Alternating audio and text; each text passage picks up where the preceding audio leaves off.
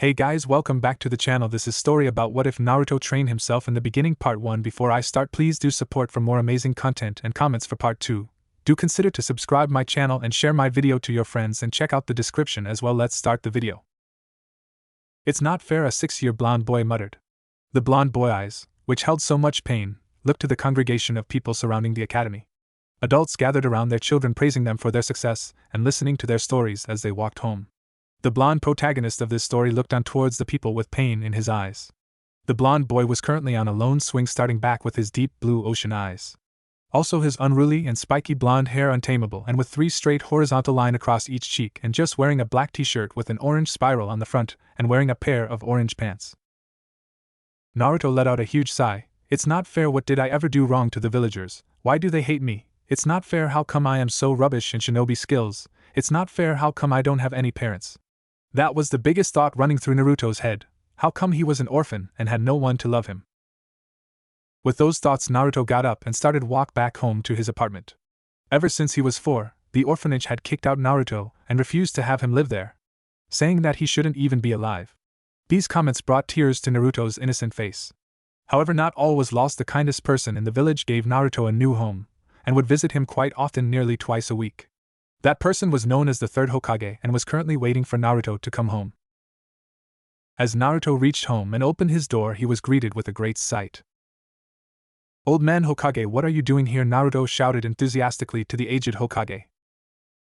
The gray-haired Hokage looked at Naruto with a small smile. Some people might call this disrespect, but Hokage knew that Naruto only said that to the people close to him. Also, the Hokage took it as a sign that Naruto was still alive on the inside and he still was a child.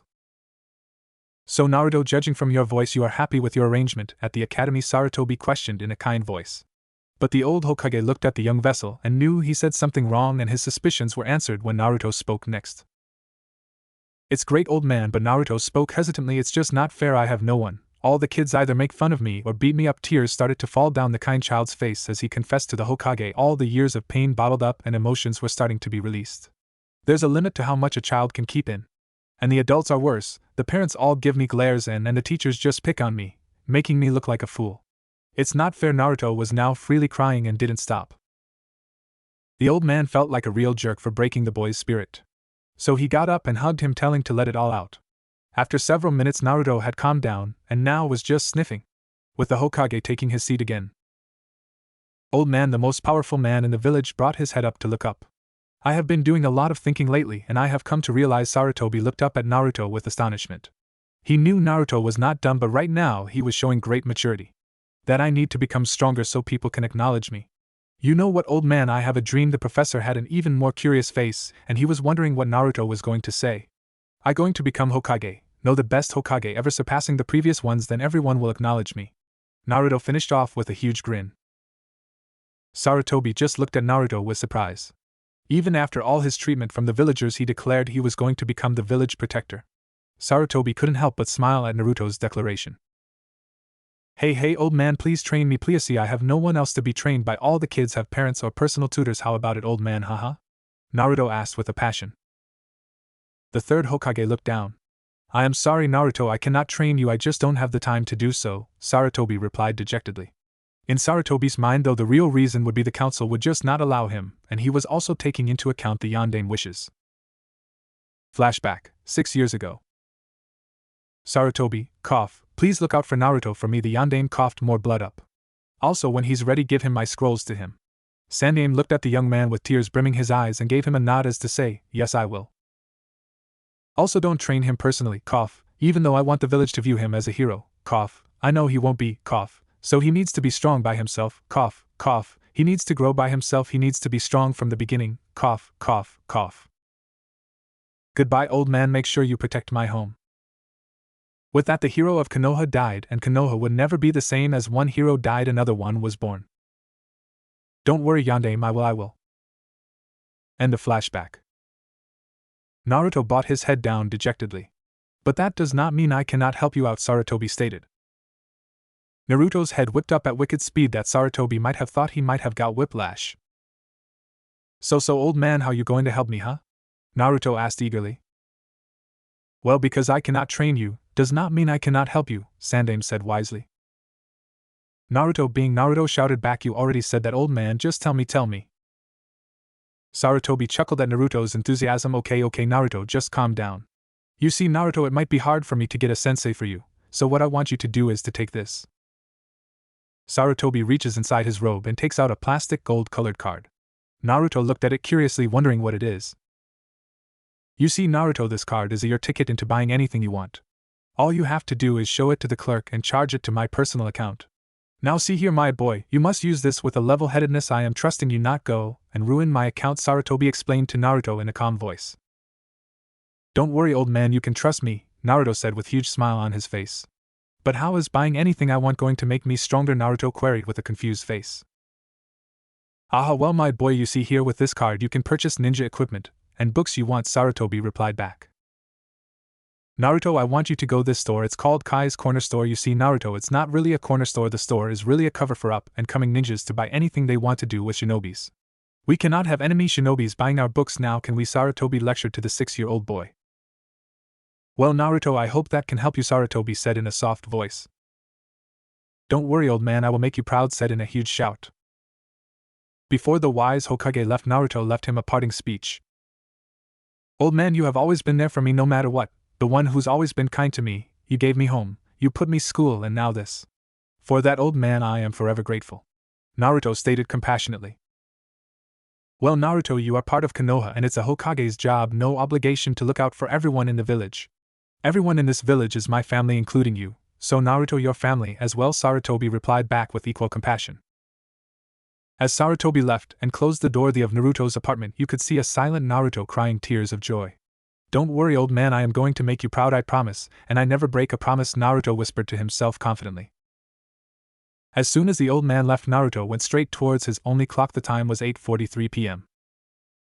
Damn, it's already this late, I wanted to go to that store. Oh well, I guess there's always tomorrow, Naruto said to himself, while rummaging his cupboards for a cup ramen. Ah man, only a vegetable one left, oh well, ramen is ramen, he giggled to himself while preparing his instant food. I wonder what I should buy with this new card, Naruto thought to himself. After pouring the hot water into his cup and waiting for 3 minutes.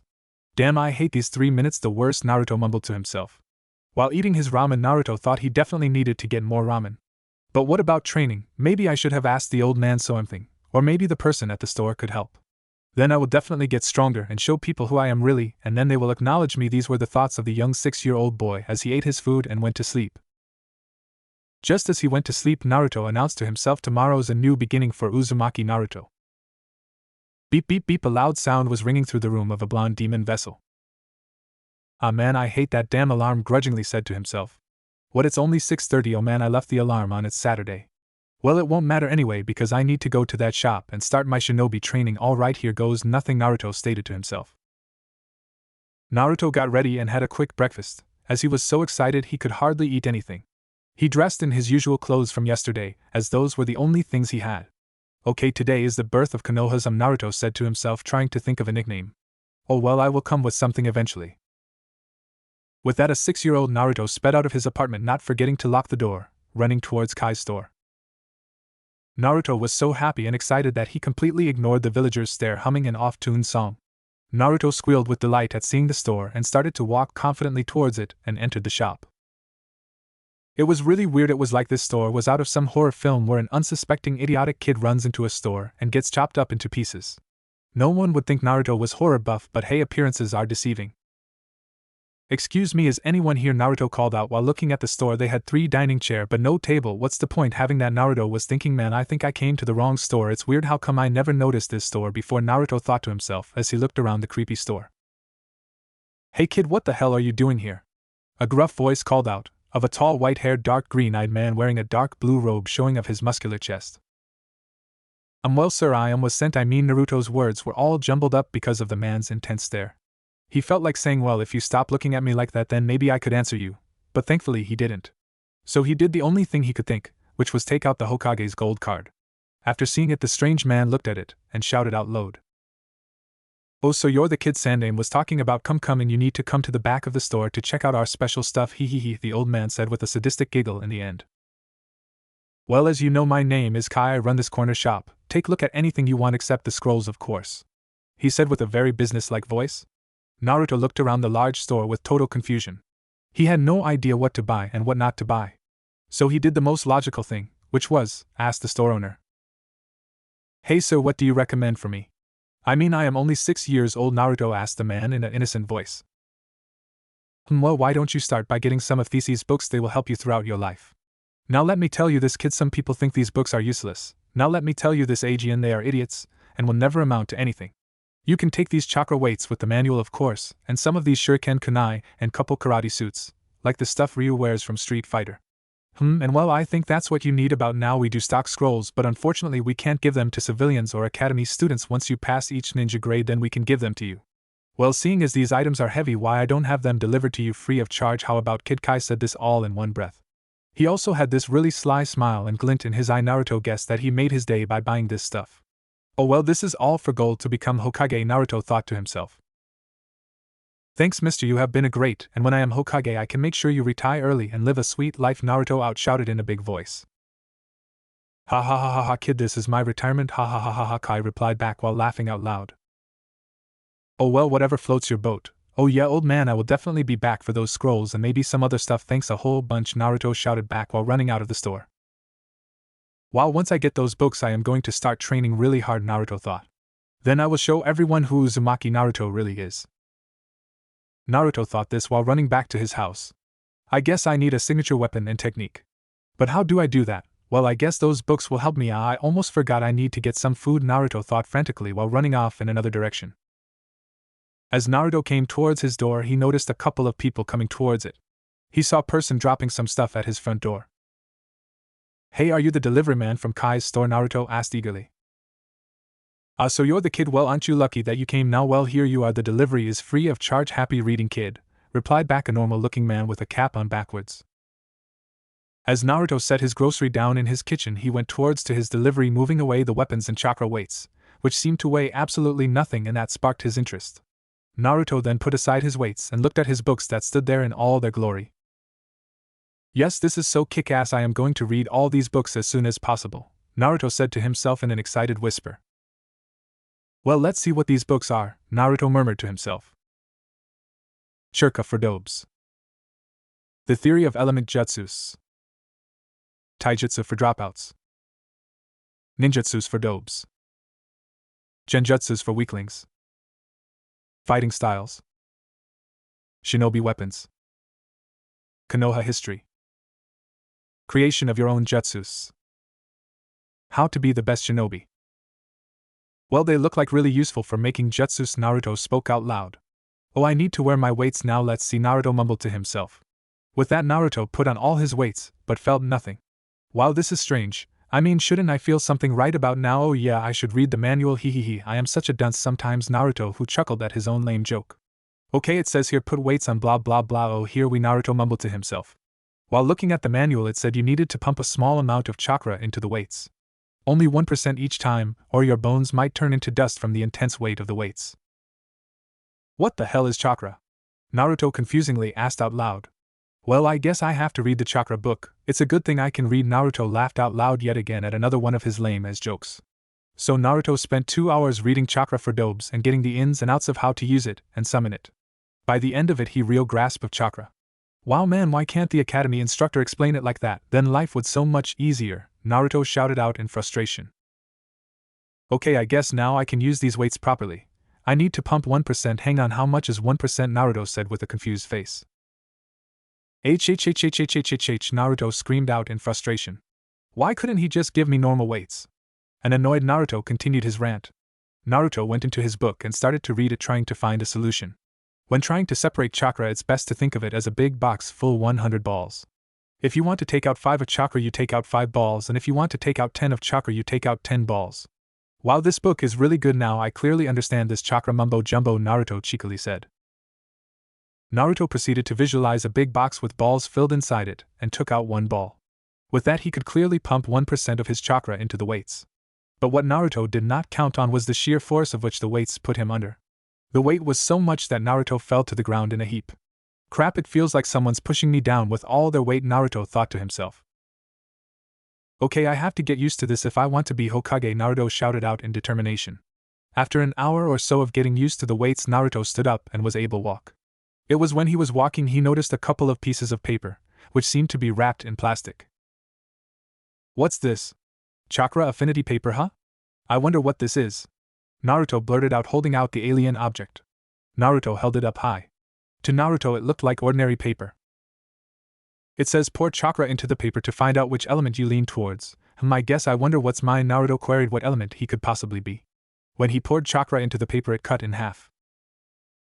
Wow, it's wind, huh? I guess I am naturally aligned to wind. That is so cool, Naruto said in an excited voice. Now that the ninjutsu side of training was taken care of, Naruto could focus on his taijutsu. I guess I can learn any taijutsu style. I know that part is easy and I can come up with some cool moves, but what about a weapon? Naruto asked himself. Well, I always like staffs, they just seem really cool. I guess I could get one, but that would mean I would have to get a metal one, which would be super cool, Naruto stated excitedly. But what about genjutsu? I mean, I do have to learn those as well. Oh well, I will cross that bridge once I get to it, dismissing genjutsus completely. I guess I should go to the old man for some ninjutsus and try and create my own jutsus.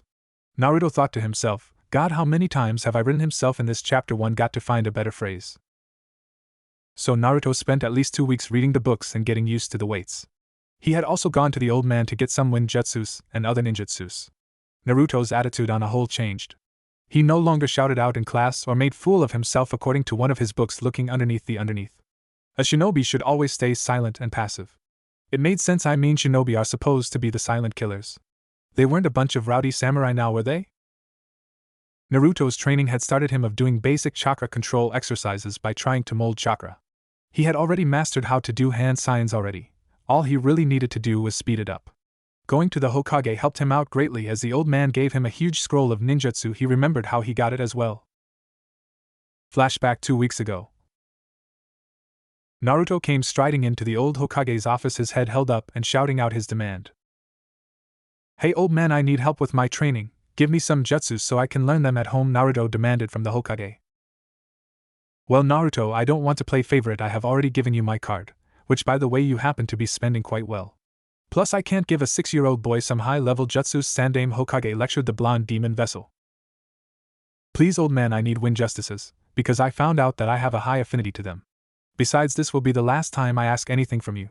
I promise, and I don't break my promises because that's my shinobi way, Naruto begged the old man before declaring his nindo. Okay Naruto, I am trusting you on your word. Let me go to my closet and get the jutsus you need, Sandame said to the excited child who was literally bouncing with joy for being able to get these jutsus. 5 minutes later, Sandame came out with a huge scroll that seemed to ooze of jutsus. Now Naruto, I trusting you to keep this safe. Okay, the old Hokage told Naruto.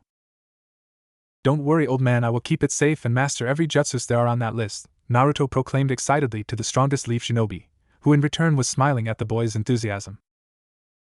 Flashback and man, was that hard to get the old man to agree to that.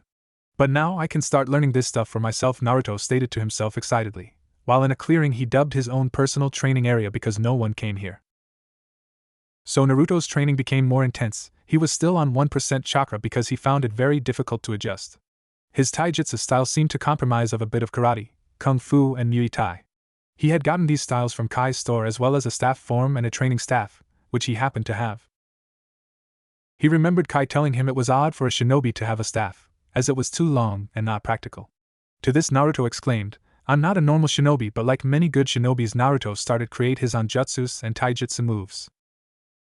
It has been a month since Naruto's self-appointed hardcore training had started.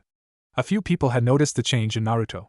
One, namely a scarred chunin by the name of Iruka, who used to blame Naruto for the death of his parents. However, over the past month Naruto had shown signs of intelligence and strength. He no longer craved attention, but merely stayed silent unless he asked a question. He remembered what had happened yesterday. Flashback, yesterday.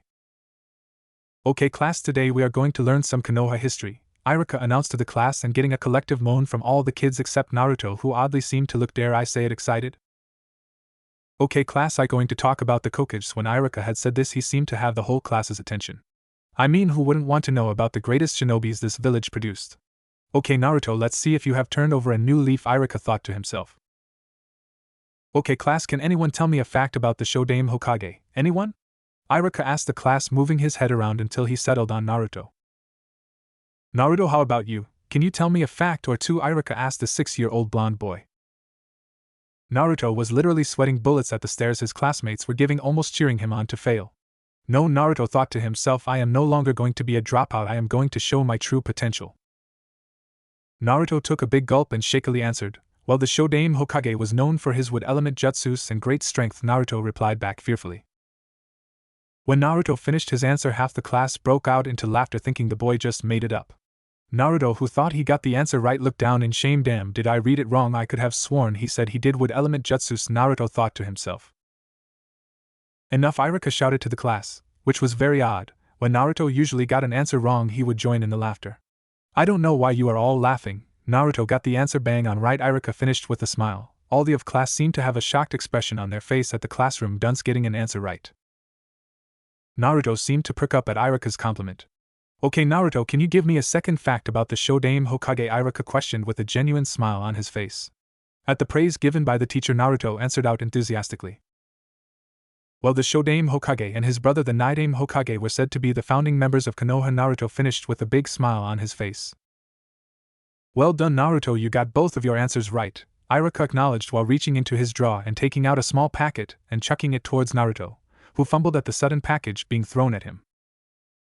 Those, Naruto, are some of the finest chocolates in Konoha. Well done answering that question, Iruka replied with a kind smile. With that, Iruka continued his lesson, asking if anyone knew the answer to his question. To everyone's astonishment, Naruto answered all the questions.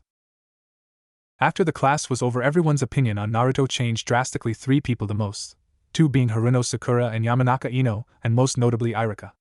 Iruka asked Naruto to stay behind, and Naruto, not wanting ruin his happy mood, stayed behind. Naruto, well done on answering those questions, you're really coming along, Iruka complimented the blonde demon vessel.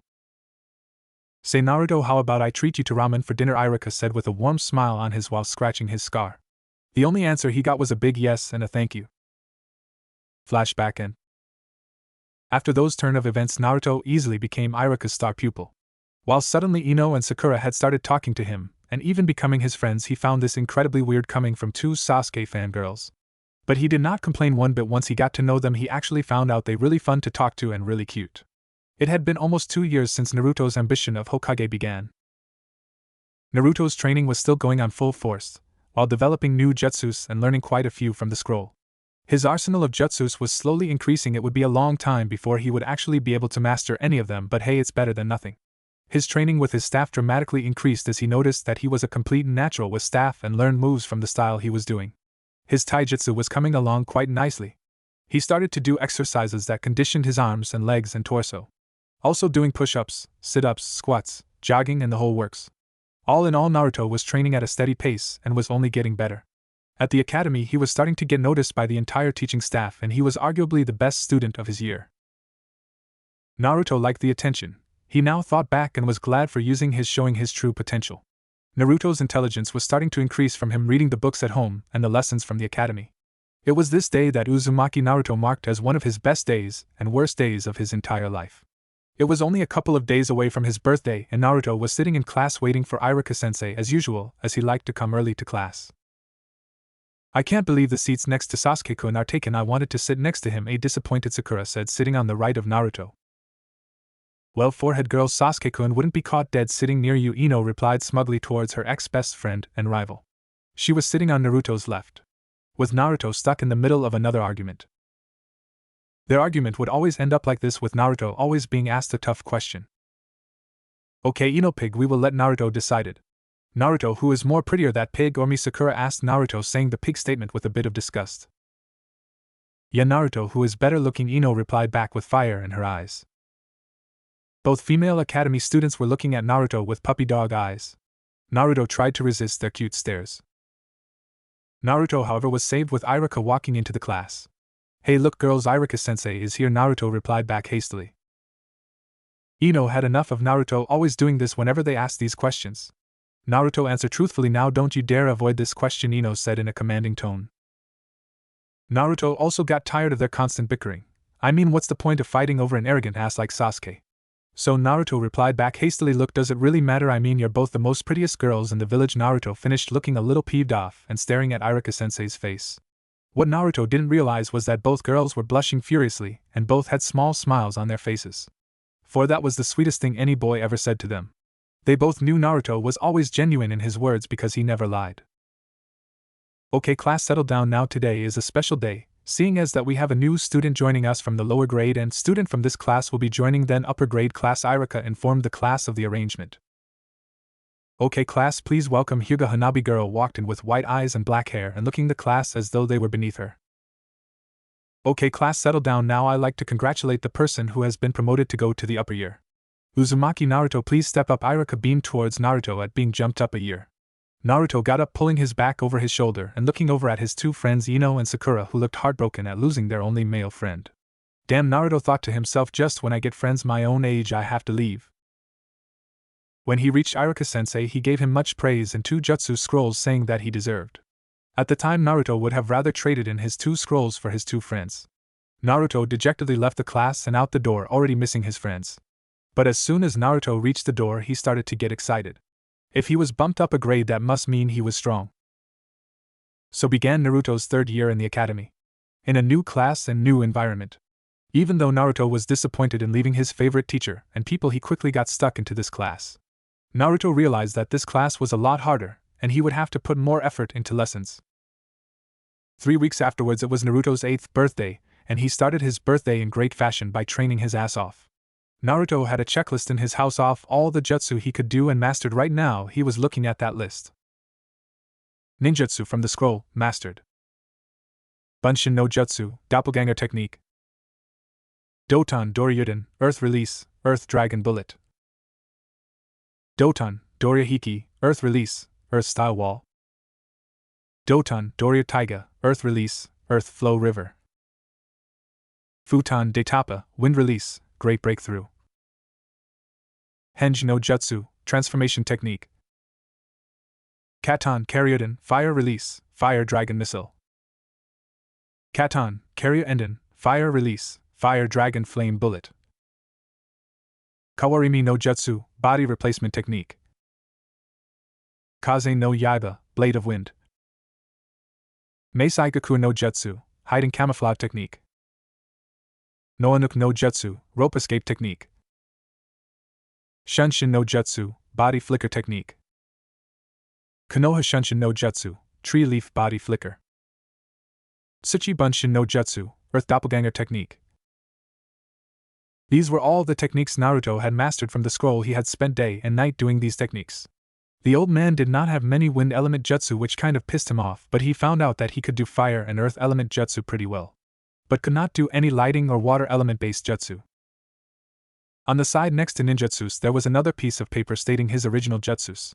Now these jutsus were Naruto's prize technique that he had come up with, and he was really proud of them. Original jutsus, mastered.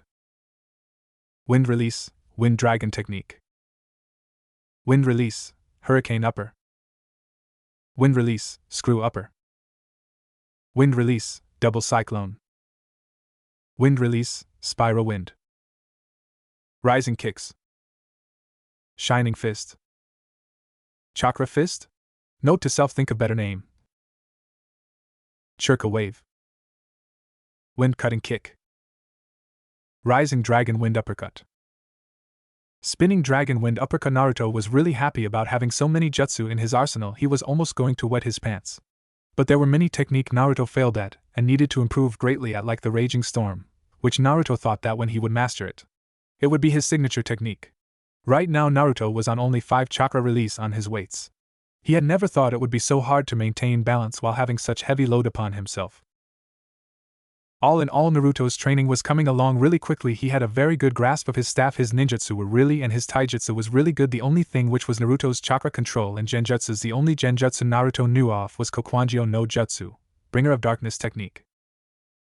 Oh well, Naruto said out loud, I guess you can't be good in everything. That's when Naruto went to the wall and peeled off a piece of wallpaper. Underneath the wall was bunch writing, but one word stood out the most. Wood element. Naruto stood looking at the wall for a long time. For a longest time Naruto could remember he had been able to use wood element jutsus. He didn't even tell the old man he was able to do it. But what really concerned him was that, was he a descendant of the first, so that's why he was able to do wood jutsus. Naruto didn't dwell on these thoughts because right now he had a 1-week holiday from school. All the kids would be playing or going with their family somewhere. Except one kid who didn't seem to be like the others. His name was Rock Lee. The boy couldn't use ninjutsu or genjutsu. So he said he was going to become a taijutsu master. He liked the boy for his enthusiasm but was really freaked out by his appearance. As for his friends Ino and Sakura, he rarely saw them at all. Even meeting with Iruka-sensei was a task and a half.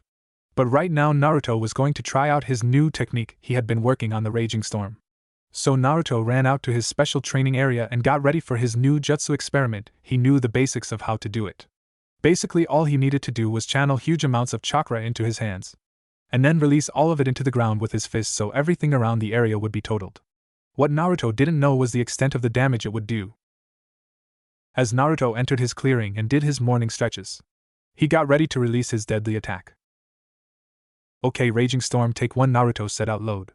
As Naruto gathered the chakra in his hand, he did not realize the extent of how much chakra he really had. Once he gained a satisfactory amount, he slammed it into the ground, releasing all of his chakra. It's Naruto's birthday today. What should I get him? I still haven't given him a present for advancing a year. Maybe Sarutobi Hokage's train of thoughts was broken when he heard a boom. The whole office trembled as the noise traveled across the room, his paperwork flying off the desk and his hat being blown away. The old Hokage quickly got up and retrieved his hat to look outside. What he saw was smoke coming from the forest. He knew immediately that was the area Naruto trained at and developed his jutsus. Naruto, what have you done now? Muttered Sandaime Hokage as he jumped out of his office and raced towards the site of the smoke. As he approached the area, he was shocked beyond belief. There, standing in front of him, was a crater a third in size of Konoha. As he was looking at the crater and trying to see where Naruto was, he was joined by Konoha's finest jounin. Hokage-sama, are you okay? Asked a concerned ANBU captain. It Konoha's priority to check if the Hokage was okay, and seeing that he was near an explosion which rocked the whole of Konoha. Yes, I am. Sarutobi didn't finish his answer as he spotted Naruto a few miles from the crater and sped after him. The assembled jounin, confused by their leader's action, prompted follow him. As Sarutobi neared Naruto, he knelt down to feel his pulse. When he found it, it was steady and not erratic. The old Hokage sighed in relief and mentally berated the child for having him so worried. He gently picked up the child and started to go towards the boy's house. Half the assembled jounin grew bored seeing that the Kyuubi brat was the reason for the explosion and went off to do their business. It was unfortunate that some of Konoha's finest couldn't get past their petty prejudices. Hokage-sama, was Naruto the cause of this crater? Asked a concerned Hatake Kakashi. It would seem like it, but please hold of the questions off until we get him home, the Hokage said to everyone. So the Hokage and 3 jounin sped off towards his home, and the others went to the hospital to send a medic Nin to Uzumaki Naruto's house. Well, Hokage-sama, this boy is lucky that he didn't blow his arms off. I mean, he ripped all the muscles in his hands and arms, and he's suffering from severe chakra exhaustion. If this were any other person, I would deem them unfit to become a shinobi. Because of the damage done to his hands, it would be lucky for him to even use them, the medic Nin told the Hokage, who looked very heartbroken about the news that the boy could never become a shinobi. He had already failed the child and he was only so young. For something of this magnitude to happen to him was just plain cruel. But because of the boy's tenet, he will be perfectly fine. The chakra healing him is at an exceptional rate. It really is amazing, said the medic Nin in excited tone. With that he left, telling the Hokage that the boy needed to rest for at least a week and most likely will wake up at night. The old Hokage berated himself for overreacting and not letting the medic Nin finish his statement. The old Hokage looked at the 3 jounin assembled in Naruto's house that were looking around the boy's place to find a lot of training equipment.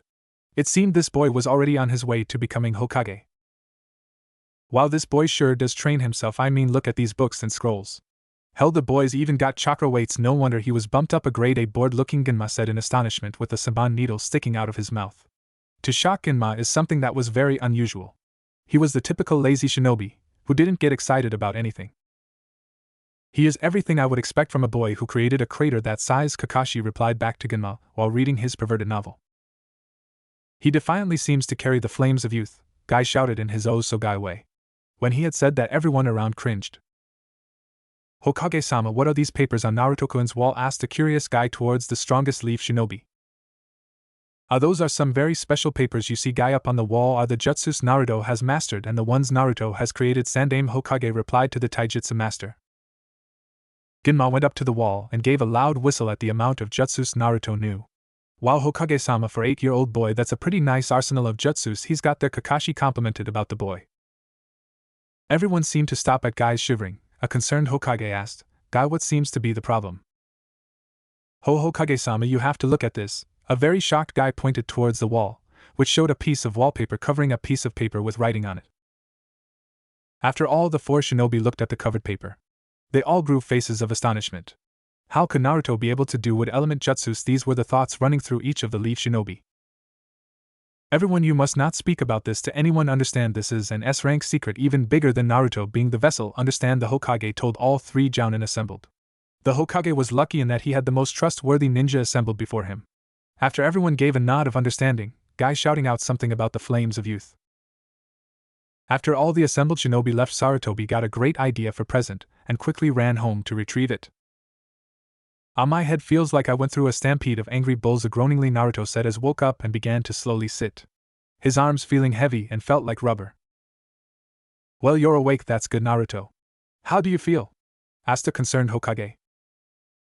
"Well, old man, I have had better days. Damn, that means my technique was a complete failure," Naruto blurted out.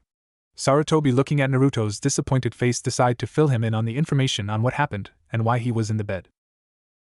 "So that's what I guess I have a long way to go before I can use that jutsu again," Naruto embarrassingly answered to the old Hokage. "Yes, Naruto, you do have a long way to go before you can fully utilize that jutsu. Oh yeah, before I go, here are your two birthday presents. One's a summoning scroll, the other is very rare staff that was used by the Shodaime Hokage before he came to Konoha. It's made out of the strongest wood in the world and is harder than any metal in the world. So I give you these two presents," the old Hokage said in a kind voice. Just before the Hokage left, he gave a piece of advice to Naruto. "Oh yes, by the way, Naruto, in regards to your new jutsu, it's always good to start in small steps. Happy birthday, Naruto." Naruto looked around the room and saw in the corner a week's worth of free ramen given by Iruka for his birthday, and two sets of vases with flowers in them from Sakura and Ino. This brought a smile up Naruto's face, knowing that his friends thought of him. "Well, so much for training for a week. I guess I go and better than for a week," Naruto sighed to himself at the unfairness of it all. It had been 2 years since the incident of Naruto's raging storm. The Hokage confessed to knowing Naruto's ability at being able to perform wood element jutsus. But Naruto said it was okay and knew that Sandaime Hokage is the one of the trustworthiest people in Konoha. Naruto's academic grade was at least above average, but found out that this class was much tougher than his lower year. To top it, all of the teachers were not very fond of Naruto as Iruka was. So they gave the hardest assignments, and made sure he was never paired up. However, Naruto did not care in the least about this blatant misconduct. He saw their unfairness as a challenge to become Hokage. Naruto's attire had changed for the better, no longer wearing his orange jumpsuit.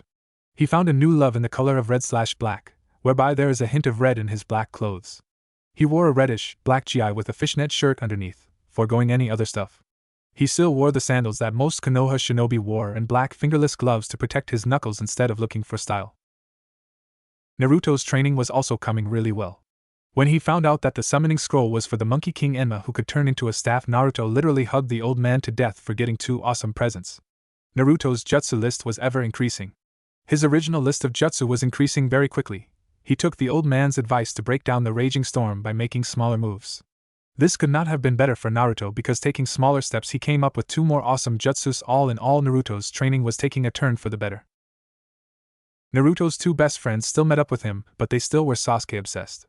He didn't mind that at all, because they were still his most precious people, and he would protect even if he had to give up his dreams. But it was a day before graduation that really changed Naruto's life. Naruto was training as usual in his secret spot, trying to come up with a technique, but was finding it difficult.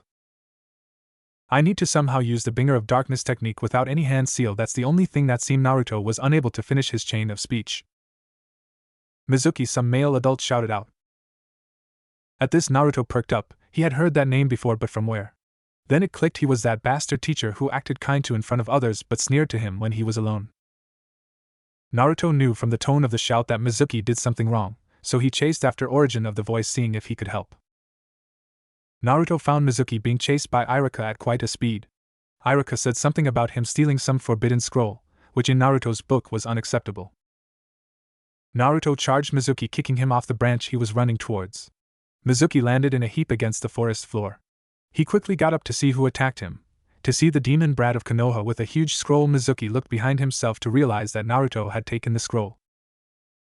Iruka landed next to Naruto, who was surprised at seeing the young academy student so far. but was glad his star student had the scroll with him. Naruto, that scroll is the forbidden scroll of jutsus that the Hokage deemed unfit to be taught to anyone. Do not give it to him, no matter what Irika pleaded to Naruto. It was that moment that Mizuki told the forbidden secret to Naruto, that he harbored the nine-tailed beast Kyuubi. At being told such a thing, Naruto stood frozen, not able to react to anything. His whole 11 years he had been ridiculed and hated against, and now it made sense why people hated. He was just some stupid demon. Naruto couldn't take it and ran out towards the forest with the scroll in his hand and Irika pleading for him to come back. He kept running towards the forest, hot tears streaming down his face. He landed against a tree, his body and mind not able to keep up with what he had learned. About 3 to 4 minutes later, Irika and Mizuki landed a couple paces behind and started talking about him. Irika, Naruto is nothing but a stupid demon brat who should have been killed when he was baby, Mizuki mockingly told Irika. Naruto was waiting for Irika to agree with Mizuki but was pleasantly shocked at what he heard from his first friend. You're wrong, Mizuki. Naruto is not a demon, he is a proud Konoha shinobi like me. He will grow up to become a great shinobi. Naruto is no demon, he is the future Hokage of Konoha. Irika finished with so much admiration in his voice that Naruto was crying fresh tears of joy. Huh! Too bad you won't be able to see his growth, because you see this is your end, Mizuki shouted while charging Irika. Irika, seeing that his death was near, had only one thought: Naruto become a great ninja and make me proud. But he was saved by figure dressed in very dark red. Don't you dare touch Irika-sensei or I will send you to hell, Naruto said in a cold voice. I'd like to see you try, demon brat, Mizuki shouted back. Naruto did not say anything, instead knew this was the time to try his newest attack. Kanashibari no Jutsu, temporary paralysis technique. Naruto spoke and Mizuki stopped in his tracks. With Mizuki stopped his tracks, Naruto performed a Shunshin no Jutsu, body flicker technique, and appeared right in front of Mizuki holding his shirt, looking at him with cold eyes, and then said to him, "It's time for you to witness the raging demon." With that, Naruto performed Kokwanjyo no Jutsu, bringer of darkness technique. Everything went black in the area. Irika, then he noticed 30 flashes of light coming from one direction, and then the darkness subsided and Mizuki still stood frozen with Naruto's back turned towards him. But what happened next shocked Irika. Mizuki had blood spurted out from every direction of his body and fell to the ground in a heap of his own blood. Naruto whispered out the name out his jutsu to be Uzumaki Clan Jutsu, Raging Demon. After the events of the day, Naruto found out that he was just a vessel and not a demon, which made happier. Plus he found out that Irika-sensei and the old man accepted him no matter what. Naruto found himself waiting for his new team to be announced, already passing the test to become a genin. But to his disappointment, he did not become Rookie of the Year. Instead, he had settled for being above average, which made him happy nonetheless. However, he did not like the Rookie of the Year. It was given to that arrogant Hyuga who just preached about destiny and told everyone he was better than everyone else. It kind pissed him off. But he hoped he got paired with the flirty Tenten who liked to tease him to no end, either pinching him or groping him. Naruto wasn't a pervert, but he could appreciate the opposite sex and how good-looking they were. Tenten was no exception. When Naruto came to the class, he was an outsider because he was a year younger than everyone else. But Tenten made him feel welcome. At first she would just shortly chat to him, but her actions got braver and braver each day, and by the end of the month she was a world-class flirt in Naruto's book. It wasn't just because she was so good-looking that Naruto liked her. It was also because she was a very strong female shinobi and her dream was very admirable. Plus she never laughed at his dreams, but merely smiled her oh-so-sweet smile. Currently right now Tenten was sitting next to very closely. One of her hands was spinning a kunai while the other was lying on Naruto's leg. Her hands were so soft and they were rubbing Naruto's hand ever so creeping to his crotch. TT Tenten-chan WW, what are why you doing? Naruto asked in a flustered tone, looking at the weapon mistress. What's wrong, Naruto-chan? Tenten asked with fake concern, knowing exactly what she was doing. She slowly brought her hand up to his crotch and gave it a light squeeze. HHHH, Naruto moaned out when Tenten squeezed his crotch. Everyone looked at Naruto why he let out such a weird moan. At this, Tenten giggled at Naruto's behavior, loving to tease the cute blonde. Okay class, settle down, now it's time to announce the teams. At this, all the newly formed genin stopped what they were doing so the teacher could announce the teams. Naruto tuned out most of the teams until the teacher moved to Team 5. Okay, Team 5 consists of Rock Lee, Tenten and Hyuga Niji. Your jounin instructor is Mado Guy, announced their teacher. Tenten had a disappointed look on her face, but it quickly turned into a mischievous grin, and as she was getting up to leave she mustered the most seductive voice she could possibly use and whispered into Naruto's ear, Naruto-chan, I hope you will think about me when you touch yourself tonight. With that she gave a little lick to Naruto's ear and ran down to her teammates, and new sensei with a big grin on his face. The only thing Naruto was thinking was I will now his face beat red from 10-10 teasing. Okay class, now I will announce the people of Team 6, which consist of Yuhimai, Kagura Raiden and Uzumaki Naruto. Your Jounin instructor is Shirani Ginma, the teacher announced, interrupting Naruto's thoughts. He could see a Jounin with a saban needle ticking out of his mouth and his forehead protector wrapped around his head like a bandana. Seeing as the Jounin instructor was looking at waving for them to come with them, Naruto joined his two new teammates and sensei and followed them outside to what seemed like the roof of the academy. When they reached their destination, they all sat down and waited for their sensei. Well, I am Jounin sensei, if you don't already know, Ginma told them in a bored tone. Okay, why don't you tell me your likes, dislikes, dreams for the future, all that crap? Ginma asked them. The young girl by the name of Mai put her hand up and said, Sensei, why don't you go first to show how it's done? Well, my name is Shirani Ginma, Ginma said in a deadpan voice. Everyone one around sweat dropped at Ginma's basic answer. Okay, Red Eyes, you first. Ginma pointed towards Yuhimai, who looked excited to talk about herself. My name is Yuhimai. I like many things like karaoke and ramen. I have a few dislikes, which are the color orange, and people discriminating others without getting to know them. My dream for the future is to become genjutsu specialist just like my sister and to prove to everyone that genjutsu is as important as nin and taijutsu. Mai called out brightly, very proud of her speech. From what Naruto could see, she was quite cool except for not liking orange. Yuhimai was dressed what seemed to be wrappings black shirt underneath. Basically what Kurenai wears instead of red color, it is black, and the reason I am doing this cause I am lazy. Unless anyone can come with a different attire which sounds good, then I am all ears. Also Mai had black hair and red spiral eyes, which looked kinda funky to Naruto. Ginma was satisfied at her answer. She seemed like a level-headed shinobi and wasn't like most girls her age, who were too busy chasing the rookies of the year, if they were male. Okay, your next, white hair. Ginma motioned towards Raiden, who had this huge smirk on his face. Okay, my name is Kagura Raiden. My likes consist of telling jokes and listening to jokes. My favorite jokes are knock-knock jokes. My dislikes are people who can't appreciate a good knock-knock joke, and my dreams for the future is write the ultimate joke book. Raiden finished with huge giggle and looking quite insane. He had white spiky hair and sky blue eyes. His facial features were normal. It was his attire that was weird. He had a hakama that was dark blue in color. Ginma was thinking, man, does this guy want to become a shinobi or a comedian? He then pointed towards Naruto, indicating him to do the same. Naruto's intro is same as in the manga and anime. After satisfied at their answer, he told them to meet up tomorrow 9 p.m. sharp, as they were going to do a survival exercise to see if they were worthy as shinobi, to which he left in a cloud of smoke. This left the three genin by themselves. Mai stopped Naruto, who was going to go home, go over some tactics for tomorrow. Hey guys, why don't we go and have some ramen together so we can get to know each other better? Mai asked them. Naruto, who would never turn down ramen and a chance to make friends, promptly accepted with big yes. Raiden didn't mind whatsoever, but did say he would go only if Naruto accepted on one condition, which would be to hear a knock-knock joke. Naruto accepted, trying to see if he was any good at telling jokes. Okay, Naruto, here I go, Raiden said excitedly, not missing an opportunity of telling his favorite jokes. Knock knock. Who's there? Doris. Doris who? Doris locked, that's why I had to knock. With that, Raiden promptly fell to the ground laughing like a hyena, thinking that this was the best joke in the world. However, Naruto and Mai thought that was the worst joke in the world. So on their little ramen excursion, they got to know each other a little better and quickly becoming fast friends.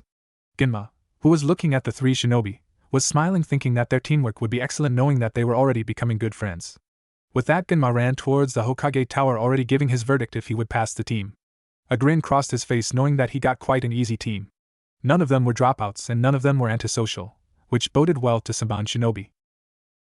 When Naruto went home, he couldn't fight the grin that formed on his face. Even though he was separated from three of his other friends, he had gained two really great friends who would become his comrades. Naruto, who was walking back home, looked towards the Hokage monument, brought his hand up to make a fist, and declared to the night sky, I am going to protect my teammates no matter what. No one's going to hurt my precious people. With his new promise and lifestyle, Naruto ran home to have some dinner. Mai, you're home. How did you find your new teammates and sensei? Kurenai asked her younger sister. Mai proceeded to tell her sister about her new teammates and how great they were. Get this, big sister, Naruto-san likes ramen as well. Lucky, isn't it? A happy Mai exclaimed to her sister. Plus, big sister, they are both really strong. I can tell it's going to be fun to spar against them. Mai complimented her new friends. Kurenai could only smile at her little sister's enthusiasm. Yo, Dad, I am home, shouted back an enthusiastic Raiden. Write and tell me who your teammates are and your Jounin sensei, Kagura Raitaro asked in a gruff voice. Not really caring for his son's introductions. Raitaro had been like that since day one and wouldn't change. Raitaro was a tall and muscular man, which earned him a few fangirls back in the day. But now he had a box goatee with completely shaven head. Apparently Raitaro was running for best final boss imitation. The man looked like a final boss from a game that you would hate to fight. Raitaro wore the same outfit as Raiden, instead the color was dark red. Wow, Dad, no hellos, no how are you, yeesh. Hey, how about I tell you a new joke, Raiden said with a mischievous face as rubbed his hands. No matter what happened, Raiden would tell his dad a new joke every time he came home. Raitaro shouted at his son's stupidity, and most of all his joke-telling. God, sometimes his jokes were worse than a D-rank mission, Raitaro mumbled in his head, as he would rather go through that than his son's lame jokes. Whoa, chill, Dad, do you have kunai stuck up your butt? Raiden asked, a bit annoyed. But then realized he had to write that down, so he grabbed a pen and book from his pocket and decided to write his comedy down. Honey, calm down, your son just came back. Sometimes you're like a raging bull. You know that Kagura Yuri came into the dojo to scold her husband. Kagura Yuri was the epitome of mature beauty. Even though she was in her mid-30s towards her late. She still made guys turn heads and wish they could talk to her for as long as they could. But the woman simply oozed of motherly goodness. She walked in and grabbed Raiden's face and rubbed some dirt of it. Of course the lighting prodigy squirmed. Yuri simply wore a plain dress with an apron over her clothes. I am sorry, I don't know how to write women's clothes. After Raiden told them about his new teammates, his father had a thinking pose on. Uzumaki Naruto, eh? Raitaro questioned as he rubbed his chin and go into his thinking pose. Raiden immediately copied his dad, which earned him a super heated glare from his dad. Yeah, Dad, he's super cool and he laughed at one of my jokes. Besides, he's really strong, I can tell he has chakra oozing out of him, Raiden replied back in an excited voice. Raitaro nodded as he saw his son's excited face. He would have to tell him about Naruto's power. Son, you know that crater in the middle of the forest where now plants grow? Raitaro questioned his son, while giving him a piercing look which would make any normal man sweat bullets. Yeah, the one that appeared about 3 or so years ago, Raiden answered back to his father with a confused look. Raiden didn't know where his father was going with this. Ever since that day they were forbidden from going to that area. The earth doesn't allow anything to grow in that crater, and some people called it cursed. But Raiden knew that because of residual chakra no flora could grow in that crater. Yes, that one, you know, Uzumaki Naruto did that apparently while trying to come up with a new technique, Raitaro clarified to his son, who started shaking from the news. Raiden couldn't believe it. To do something like that it must have used a lot of chakra. That would be beyond an academy level technique. Raitaro looked at his son as he saw his hands start to shake. Are you scared of your new teammate? Raitaro asked, genuinely concerned about his son. Are you joking? No, I shaking with excitement about how powerful my new comrade is, Raiden said, almost jumping for joy, about learning how powerful Naruto really is. Inside Raitaro he knew how his son loved to test his limits and fight for the fun it. That's why he was really strong and would only get strong. Don't underestimate your other teammate as well, son. She is said to be a genius of Kenjutsu and excels greatly in Genjutsu. Raitaro already knew who his son's teammates were in Sensei. He just wanted to know his son's opinion. When you pass, sweetie, you can invite your friends and Sensei over for dinner, so we can all get to know them better, Yuri said to her son in a motherly tone. She had a big smile plastered on her face. Sure, that would be great, Mom. Hey, do you guys want to hear about why the chicken crossed the road? Beep! Beep! A loud ringing sound went throughout the whole of Naruto's apartment. Doris, what a man, that damn alarm again. It's only 6 a.m. It had taken 2 years to realize that his clock alarm only went off at 6. Like many things in his house, it was defective. Even though he still had the Hokage's card, he didn't want to spend it on stupid things. So he was waiting to become a shinobi to start spoiling himself into buying stupid things. Oh well, I guess I can go early and try and talk to my new friends if they are there, Naruto whispers to himself. After having a light breakfast to make sure he doesn't puke his guts after having a big breakfast. Leaves his apartment with the staff of Shodaime strapped behind his back and his new leaf headband across his forehead. Racing towards the meeting spot, eagerly waiting for an opportunity to talk to his friends. As Naruto neared the spot, he realized he was the only one there. He looked at his watch to realize it was only 6:45. Crap, Naruto thought he came too early. He thought it would have been 7:30. Naruto was lucky that Raiden and Mai seemed to arrive just 5 minutes after Naruto had come here. So they chatted for 2 hours about each other and what they thought this survival exercise was. When Genma-sensei arrived at 9 p.m. sharp, damn, this guy was by the book. Good, you guys came early, that means you're serious. I like that, Genma said in his usual bored tone. Okay, the meaning of this test is to see if you're capable of passing my test. Now the test is simple enough, the person who can steal my Saban needle passes. If none of you get a Saban, none of you pass. As Genma explained the rules to get his Saban needle, everyone looked ready to take the challenge. However, each one of you will have a disability coming into this test. Naruto, you will be blindfolded, cutting of your eyesight. Raiden, I will be giving you some earplugs and putting a genjutsu that inhibits your hearing. Lastly, Mai, I will be putting a silence jutsu on you so you can't speak. So everyone clear on that? All the assembled genin were shocked that they had to have these drawbacks on to do the test. Okay, now that you have your restraints on, you should come with me with everything you got. The time is 9:20, you have until 12:20 to pass. Begin. Genma shouted out to begin. Even though shinobi should conceal themselves, Naruto couldn't really conceal himself while being blind. When he went to hide, he tripped on a branch and fell, promptly knocking himself out. Genma was thinking, damn, maybe I should have let him got used to the blindfold. Oh well. Genma, who was standing in the middle of the field waiting for the other two to come and attack him, was not disappointed when Raiden came out declaring he would win with a huge shout. Fine then, Raiden, come at me with everything you have, Genma said in a low voice, waiting for Raiden to respond. What did you say? Raiden shouted out, unable to understand Genma. Genma just smirked at his potential student's stupidity. Oh man, I am an evil bastard, Genma thought to himself, thinking he could have fun with his students. I said your mother's a whore, Genma said with a small smile. Huh. Raiden, not able to understand his sensei, was starting to piss him off, so he went on the offensive using his family's prized lightning technique. Lightning release. Lightning wave. Genma, hearing Raiden shout his jutsu, merely sidestepped and appeared behind Raiden without him noticing. Raiden's attack formed of electricity forming in his hand and released a wave of it across the ground at an alarming pace. But he saw Genma-sensei was no longer there. Genma, not allowing Raiden any more time, knocked him out with the back of his hand. It was then Mai jumped down and looked at him with mild irritation.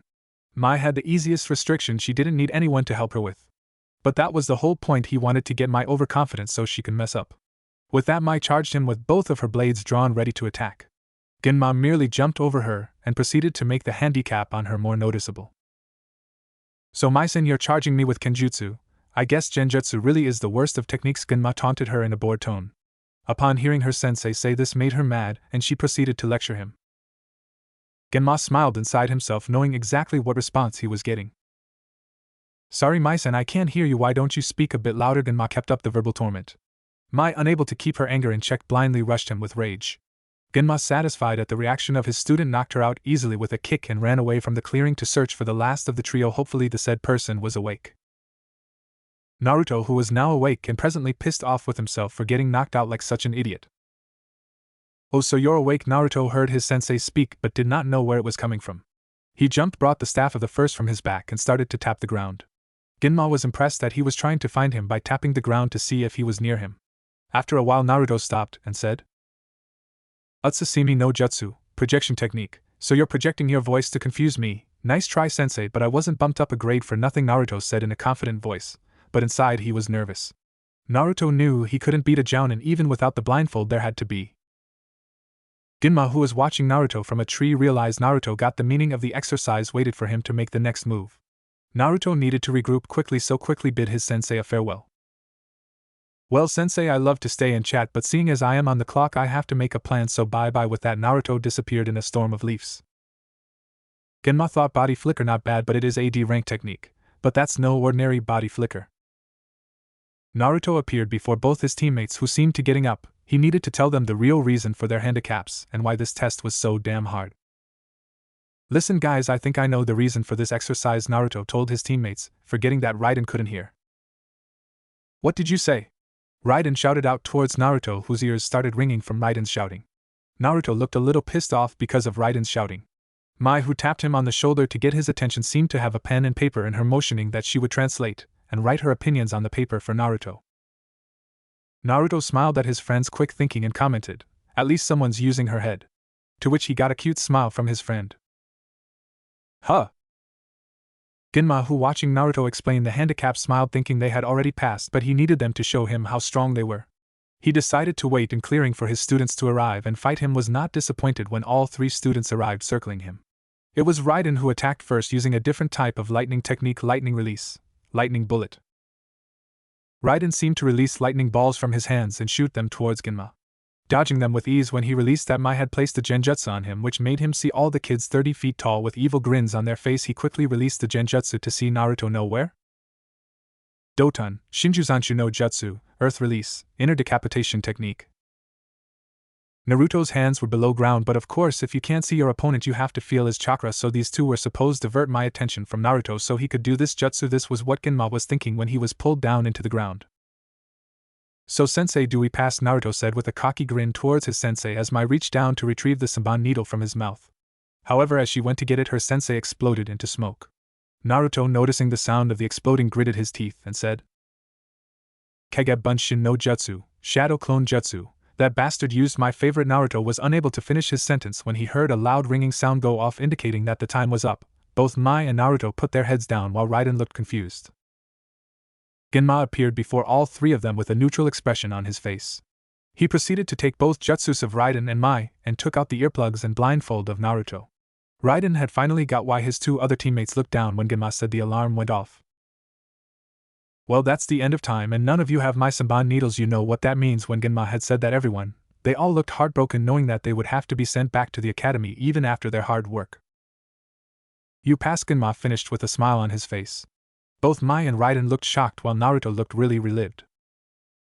So I was right, it was a test of our teamwork more than anything else. When I thought about it, it made sense why you put all those handicaps on. In a sense, we all needed each other to get a Senbon needle because together we make one shinobi. But you knew we would never pass with our handicaps, isn't that right, Genma-sensei? Naruto asked his sensei with a smile. Genma's smile got broader at Naruto's speech. You're right, Naruto, you got everything right. I am sure that's how you convinced your teammates. Good Team 5, you have really outshined more than anything else. Tomorrow we will start our mission. As of now, I suggest you go and celebrate your victory. Bye-bye. With that said and done, their cool sensei left them to their own devices. All the genins around did a group hug and cheered one and another for doing a job well done. In Raiden's mind, he kept thinking about how cool both his teammates were and that Mai was really cute. Mai, who was jumping up and down, was thinking the exact same thing as Raiden. Even though he was a bit goofy, his hair looked really cool. Naruto was just reveling in the fact he became Genin, was on his way to become Hokage and make the old man retire. Hey guys, before I forget, why don't you come over to my place to celebrate? My mom and dad should be home, and they said they wanted to meet you. Raiden asked them, interrupting everyone out of their thoughts. Mai and Naruto agreed, but Naruto, inside his head, he was reluctant. Would Raiden's parents hate him as well as the villagers? As they were walking to Raiden's house, Raiden was going to tell them another joke. At that moment they wished Genma-sensei had taught them that jutsu which makes them deaf. Okay guys, this is not one of my normal jokes, but it is my A+ material. Okay, here goes, Raiden said with a huge grin. The teacher asks little Kono which body part goes to heaven first. Little Kono replies, the feet, miss.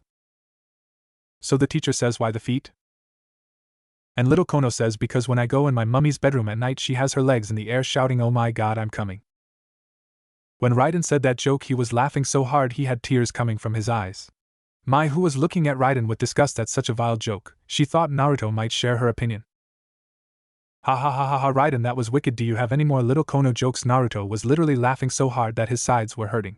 Sadly, Raiden said that was his only little Kono jokes, but decided to tell his lame-ass knock-knock jokes. Mom. Dad, I am home. I also brought my teammates home. We passed the test as well, Raiden said in an excited voice, when in mid-30s women came in and hugged her son with delight at him passing. When she finished hugging her son, she ushered the three shinobi to the living room and told them they would be having lunch and dinner. Mai unfortunately said she could not stay for dinner because she and her sister were going out to celebrate but would stay for lunch. Lunch was a sordid affair with Raiden's mom trying to stuff them silly and attacking like a mom would. She would often tell Naruto that he must a girlfriend because he looked too cute to pass up. Also, Right Aro congratulated all the genin for being able to see the true meaning of the test. To this, Naruto was shocked that Raiden's parents didn't hate him but actually liked him, and said that I should come over more often, including Mai as well. It was when Raiden went to drop of Mai, because of Kagura Yuri telling her son that a man should always escort a lady home, that one of the most prettiest girls walked in. Her name was Chidori Kagura and was Raiden's older sister, who was an Umbu. From what Raiden told him, she was 15 and really strong. Unlike her brother and father, she had long blue hair. To Naruto, she had one of the most sexist rumps in the world. The second person that had such an ass was Tenten. Right now, he was sitting next to her while she was watching TV. He couldn't help but think she was pretty. He wondered if she had a boyfriend. So you're my little brother's teammate. I heard about you, Uzumaki. Naruto, you're supposed to be quite the genius with you being bumped up a grade, Chidori said with the sexiest smile on her face. Naruto started blushing and said yes. Chidori found it cute that the little kid found her attractive. She decided to torture the young boy by rubbing her hand over his crotch and saying that she could show him skills that you can't find in scrolls. To this, Naruto got up and sputtered that her father was calling him. Dinner was a very precious event to Naruto. Naruto, who had never experienced a family dinner, found it funny with people exchanging stories, siblings squabbling with one and another. All in all, Naruto found out dinner was a lovely event. But there was one event that seemed to stick in Naruto's mind. When Naruto was eating his food, he could feel someone's feet stroking his leg. He knew it was Chidori because she was sitting opposite and was talking to her mother like she was doing nothing. Raiden and his dad were talking about shinobi tactics and what to expect on missions. Naruto could feel her feet slowly get up and reach his crotch. Naruto, who had a tinge of pink on his face, could help but enjoy the sensation. His inner pervert was singing songs of happiness. When Naruto went home, he could only think why girls seemed to tease him and like to see him flustered. Well, only the good-looking ones and ones who are really great to talk. Naruto in his mind liked both Tenten and Chidori, but which was one better and flirtier? Yes, Naruto's inner pervert was running rampant in Naruto's mind. To say the three genins were pissed would be an understatement. After doing 2.5 months of D-rank missions, they were sick of doing the most tedious work that even an idiot could do. The only highlight of the month for Naruto was his solo training and training with his team. Also, his encounter with the ever-flirty Tenten, who seemed to love makes Naruto's life a personal hell from her little actions. It was when he was having ramen when she came full-forced and flirty as hell. She literally plumped her round bottom on Naruto's lap and saying how she missed him and all that fake junk. What she was really doing was grinding her bottom on Naruto's crotch, trying to get him excited, and of course Naruto, who was a closet pervert, couldn't resist the sexy female's teasing. Naruto had also developed a couple of new jutsu and moves. He was also proud that he had finally mastered his staff perfectly, and was a force to be reckoned with. However, he was only releasing 11 chakra because he still found the weights too much to handle. He also found out that both his teammates were strong when spared against them. But when he went to the office of the Hokage, all three of his teammates protested that they needed more kick-ass missions. It was there that they got their first C-rank mission, which was to investigate who was stealing crops from a local village. It was here that would define all three genins and make them real shinobi. Apparently the village was on the outskirts of Fire Country and was a farming village that supplied quite a lot of food to the whole country, so it was quite an important mission that seemed to get everyone's gears running. Wow, I never really been outside the village, but I kind of feel liberated and so excited for this mission, Naruto said with huge excitement, and his eyes closed while walking. All three people smiled at Naruto's speech. They might have not looked like it, but they were very close, almost a family. It was funny, their teamwork seemed to click, with each of them able to handle anyone when they were together. Genma smiled at himself. His first priority was teamwork, then giving individual jutsus they could use. He found out Naruto had an ability to soak up ninjutsus, even though he had no ability in lightning justice and minimal ability in genjutsus. Genma found out he knew no water technique, and when he showed him how to do it, he found out Naruto was doing water techniques without a water source. Naruto started crying, saying he could have learned some awesome water techniques. Genma found out Raiden was the medium of the group. He was good at everything but excelled in taijutsu. He had this freakish strength, which made sense because of his ripped muscles, and for 12-year-old to be so ripped was kind of scary. Hell, Naruto and Genma were probably toned, but Raiden could probably compete in some Mr. Universe contest. So when their teamwork exercise finished, he told Raiden to find a weapon he could use and gave him some taijutsu stances and moves. Raiden promptly took up nunchucks, mostly by Naruto and Mai's recommendation. However, his ninjutsu was lacking the most. His only element was lightning, and he had no other element to use. When he tried to teach him other elements, he simply couldn't do it. But his mastery of the lightning element was outstanding, and he had many moves to use from it. Genma knew his family were brilliant with electric-type jutsus. The female of the group was also surprisingly strong. From what Genma found out, Kurenai trained her sister well and made sure she was not some damsel in distress. She was funny one because she was the only one in the group which seemed to be normal. Hell, even he was weird. He would tell the group really bizarre stories that seemed far-fetched. Mai's taijutsu was the weakest in the group, but she made it up with her speed and mastery of the swords. It was her ability with the katana, which made her a deadly opponent. However, she did not have a large chakra capacity, so she could not do many ninjutsu. So Genma told her to focus on genjutsu and kenjutsu. However, Mai asking him a question broke him from his chain of thoughts. "Gen-sensei, how much further to the village?" Mai asked in a curious voice. "Well, Mai, it will take us another day just to get there, and seeing as it's the afternoon, we are going to set up camp nearby." Okay. Even though both Genin sighed in frustration, Genma noticed that Naruto seemed somewhat giddy. As they settled down in an area and Raiden fetched water in a basket, Genma seemed really curious why Naruto was so happy. "Hey Naruto, why are you so happy? People usually don't like to sleep in sleeping bags and camp, especially shinobi," Genma asked Naruto, also voicing the opinions of both other genin. "Well, this is like a camping trip, and I never went camping before, even in the academy, So this like my first ever camping and I am spending it with my friends, so yeah, I am really happy, Naruto explained with a big grin on his face. Both of the other genins had sad look on their faces when he said that. They knew that he was an orphan, and no normal orphan either. Apparently he was hated by the villagers some bizarre reason or so. Genma was thinking something different. He's just like me, an orphan never experiencing a true childhood. The whole team was huddled around a fire having their food, which was fish that was caught by Naruto, who was really good with his staff and said he was a master of bojutsu and jojutsu. Lucky enough, Mai had brought some marshmallows and they were roasting nicely on the fire. Now that they had finished their meal, they were all swapping stories when Naruto asked his sensei if he had a girlfriend before. Actually yes, I did have a girlfriend, her name was Yuri. God, I really liked her, Genma said with a big smile. All the genins had a bad feeling where this was going. So what happened? Naruto asked. He had a tinge of sadness in his voice. It was a S-rank mission. She and her squad were supposed to assassinate a missing nin, and she, Genma said in a sad voice. She was killed. Then Mai finished with her heart wrenching and close to tears, knowing the shinobi life was hard on everyone. She eloped with the Umbu captain, Genma finished with a bored tone. It took about a minute for them to register what their sensei said. What? A huge shout from the genins echoed through area. What do you think all stories end with the girl dying? Genma said in strange voice.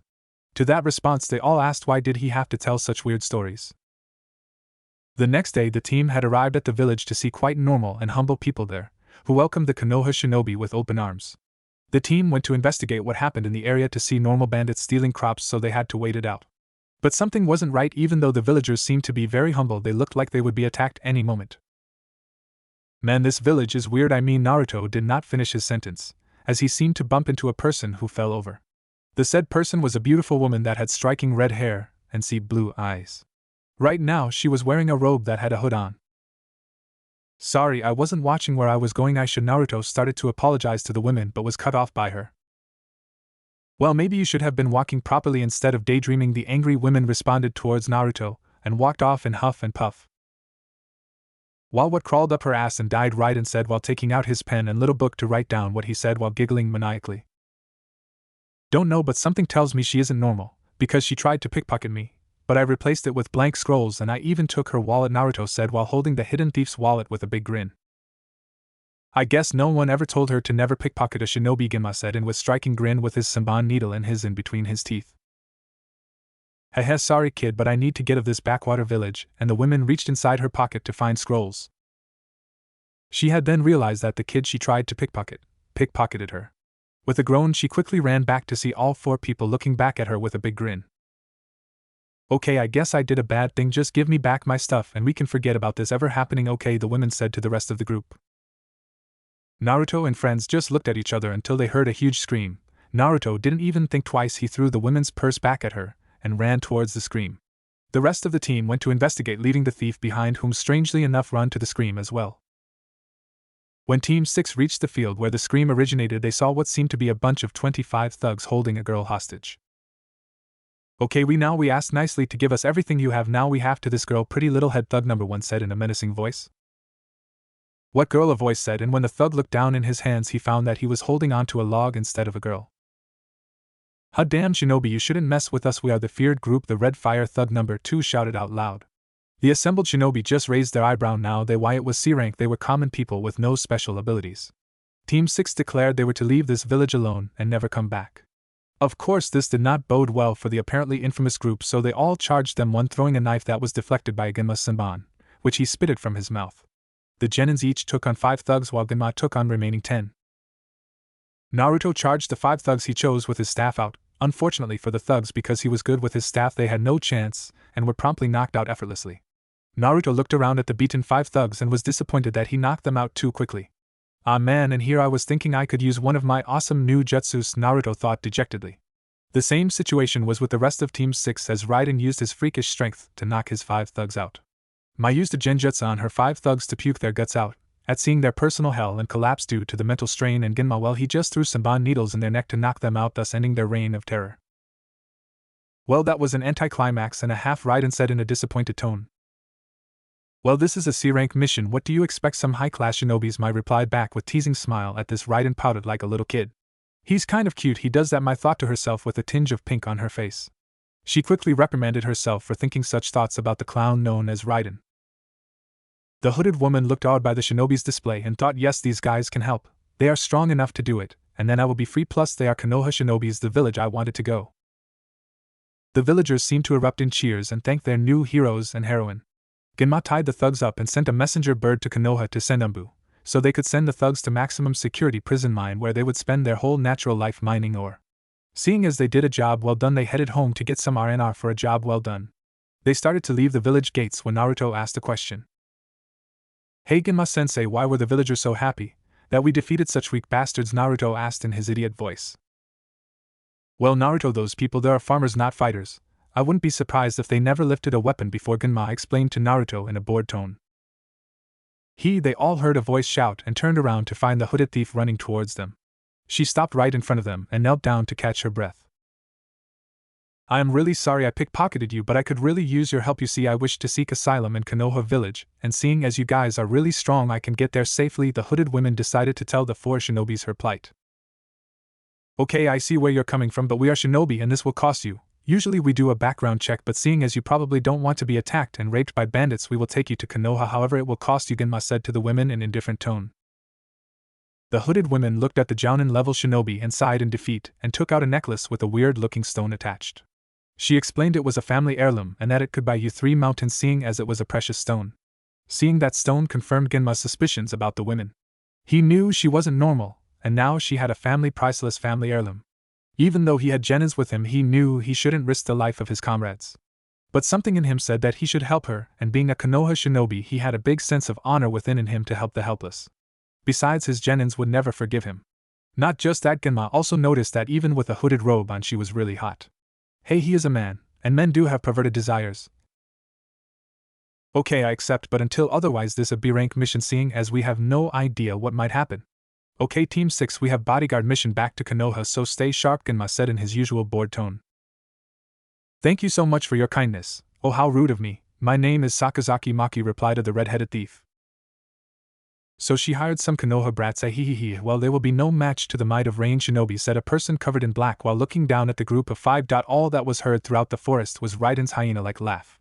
The rest of the group were walking and listening to Raiden's jokes that seemed to make them want to kill themselves.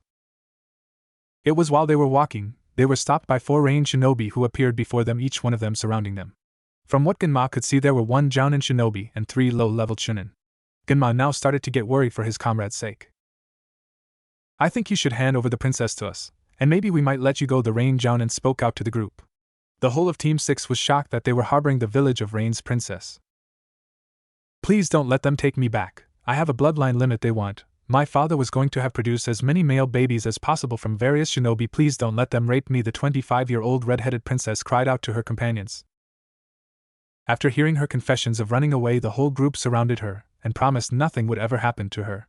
Genma motioned for his Genins to fight one-on-one. Hey, you're going to fight us? What a joke, the Rain Nin laughed out loud. It was then that the 2 teams fought each other. I have heard about you. You're supposed to be Konoha's pressure point fighter Shirani. Genma, it will be an honor to kill such powerful Jounin. With that, they exchanged blows and jutsu, both equaling each other out. Hey little boy, I suggest you run away and stop playing ninja, hehe, the Rain Nin taunted Raiden, who looked like he was already bored. Not waiting for this guy to say another cliché line, he charged him with lightning energy in his hand and punched him square in the face. The Rain Nin, not expecting the kid to make the first move, and so quickly took the lightning full force. The Rain Shinobi was not happy man and charged Raiden. Raiden, who was not used to such speed, barely dodged the man's punch, but threw him over a long distance. You clearly tell this guy was no Chunin but some Genin who probably failed the exam over and over again.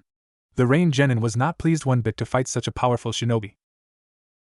Mai was panting so hard and barely was keeping up, she could tell her chakra was on low, and she needed to finish this. She looked towards the Rain Shinobi to see he was also tired out. Good, Mai thought, but I guess I have to use that just to. Mai finished thinking and did a series of intricate hand seals and whispered. Megan, Jubakusatsu, demonic illusion, tree bind death. The Rain Shinobi never had a chance. He was surrounded by what seemed to be tree trunks that came out of nowhere and grabbed him. Mai appeared out of the tree and quickly killed him with a kunai. Mai's hand was shaking after she killed the man. Even though she knew she had to kill him, it still hurt her that she had to take the life of a shinobi. Naruto was easily overpowering the guy, and he seemed to have underestimated him. The Rain Nin got up battered, bruised, and bleeding. He looked at Naruto with so much rage it looked like his eyes would pop. "You stupid kid, I'm going to rip your throat out!" The rain shinobi ran at Naruto blindly. This was a perfect for who gathered chakra in his fist. Uzumaki Clan Jutsu, Chakra Geyser. Naruto proceeded by punching the ground 3 times, releasing a bigger wave of chakra each time. The effect was that the nin blown away and his body was left burning. Naruto did not even spare a glance at the dead rain nin. He knew he had to do this. This was the life of a shinobi. Genma looked back at his opponent, who seemed shocked and couldn't move. "What did you do to me?" the rain nin asked in a fearful voice. "I pressed several pressure points in your body. You only have 10 seconds to live. I suggest you use this time wisely to repent on your sins." As Genma said this, the rain nin seemed to stop and collapse on the floor and die. Maki was shocked. She knew these shinobis were strong, but she defeated them with little effort. She was so glad that she was safe in their presence. Everyone seemed to dispose of their opponent without much injury. Only Mai and Raiden seemed to be a bit tired. Everyone was going to celebrate their victory when they saw 25 rain chunin appear before them, all wearing big grins. "This is bad," Genma thought, looking at these chunin. Genma knew he and his team couldn't take on all these chunins. "Genma-sensei," Naruto said while looking towards Genma. Genma, who was looking towards Naruto, knew what the boy was thinking and quickly told Mai and Raiden to lead all the shinobi around Naruto. Confused at both Genma and Naruto's behavior, did as they were told and had Naruto surrounded by the various rain shinobi and quickly withdrew. Naruto, who saw all the rain shinobi around him, still saw quite a few fighting Genma and Raiden, but in the end they all surrounded him. "Ichiwai shinobi of Leaf, we have one of your comrades surrounded," a rain nin shouted at Genma with an arrogant smirk. Genma was worried that Naruto might hurt himself doing this and prayed to God that he would be okay. "Genma-sensei, why did we have the rain nin surround Naruto? What is he going to do?" Mai asked in a fearful whisper. "Just watch," was Genma's only response. "You guys should not have messed with my friends. I am going to show you just who I really am," Naruto said in a whisper, and before anyone could respond, Naruto whispered something else. "Uzumaki Clan Forbidden Jutsu, Raging Storm." Naruto shouted out the last sentence, and then slammed the ground, letting all his chakra pour into the ground. The effect was that the rain nin were completely burnt and destroyed by the immense chakra. The rest of Team 6 and Maki were looking at the blue fire chakra that seemed to erupt from the ground. When the dust and chakra cleared, there only seemed to be 2 shinobi left, one who was standing, the other was on the ground. "WW, who the hell are you?" the rain nin asked. "I am Konoha's Raging Storm," Naruto said to the man and wobbled over to the group, who looked awed by Naruto's technique. Naruto proceeded to throw up all his guts and collapse. Naruto, Raiden and Mai screamed, but Genma got there first and told him he collapsed due to chakra exhaustion and threw up because he killed 20 shinobi. The remaining 5 would live on to spread word of a new shinobi who came from Leaf, a shinobi of frightful power. With that, the rest of the Leaf shinobi took Naruto home and the princess. Naruto woke up to find himself in a white room that flooded his vision. His whole body felt so weak, like he had no energy left. "So you're awake, you had your me and your whole team worried," a feminine voice said to his right.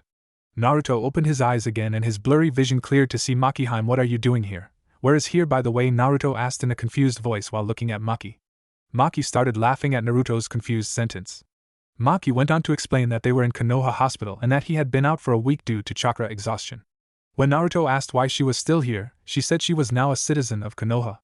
Naruto noticed that Maki still had her necklace and asked, "Hey Maki, why do you still have your necklace? Did you not exchange it?" Naruto asked with genuine curiosity. He noticed that Maki's smile grew even bigger. "Well, because it is my precious family heirloom, I was allowed to keep it, but I have to repay Konoha for the A-rank mission I requested. So I am going to open up a restaurant. I can sell some of my precious jewelry to start up." Naruto had a big smile on his face when he heard Maki say those words. He found out that Maki never left his side and was worried that he might not make it. Naruto looked to his left to see that there were many cards and flowers from his friends. He smiled to himself, knowing that there were people out there that cared for him. It had been a week since Naruto was let out of the hospital. He was now training as much as he could. Genma had them started of chakra control exercise, namely the tree climbing exercise. Naruto, whose chakra control was rubbish, felt a huge difference when trying jutsu. Apparently, when he was developing jutsus, he found out that they were very difficult to use. Now when he did them, they were so easy to perform because he was pouring the right amount of chakra, but he still had difficulty doing some jutsus, which meant that he still needed to do more chakra control exercises. Currently he was training with his team and by himself. His teamwork had improved greatly, as his teammates knew exactly what his styles were and vice versa.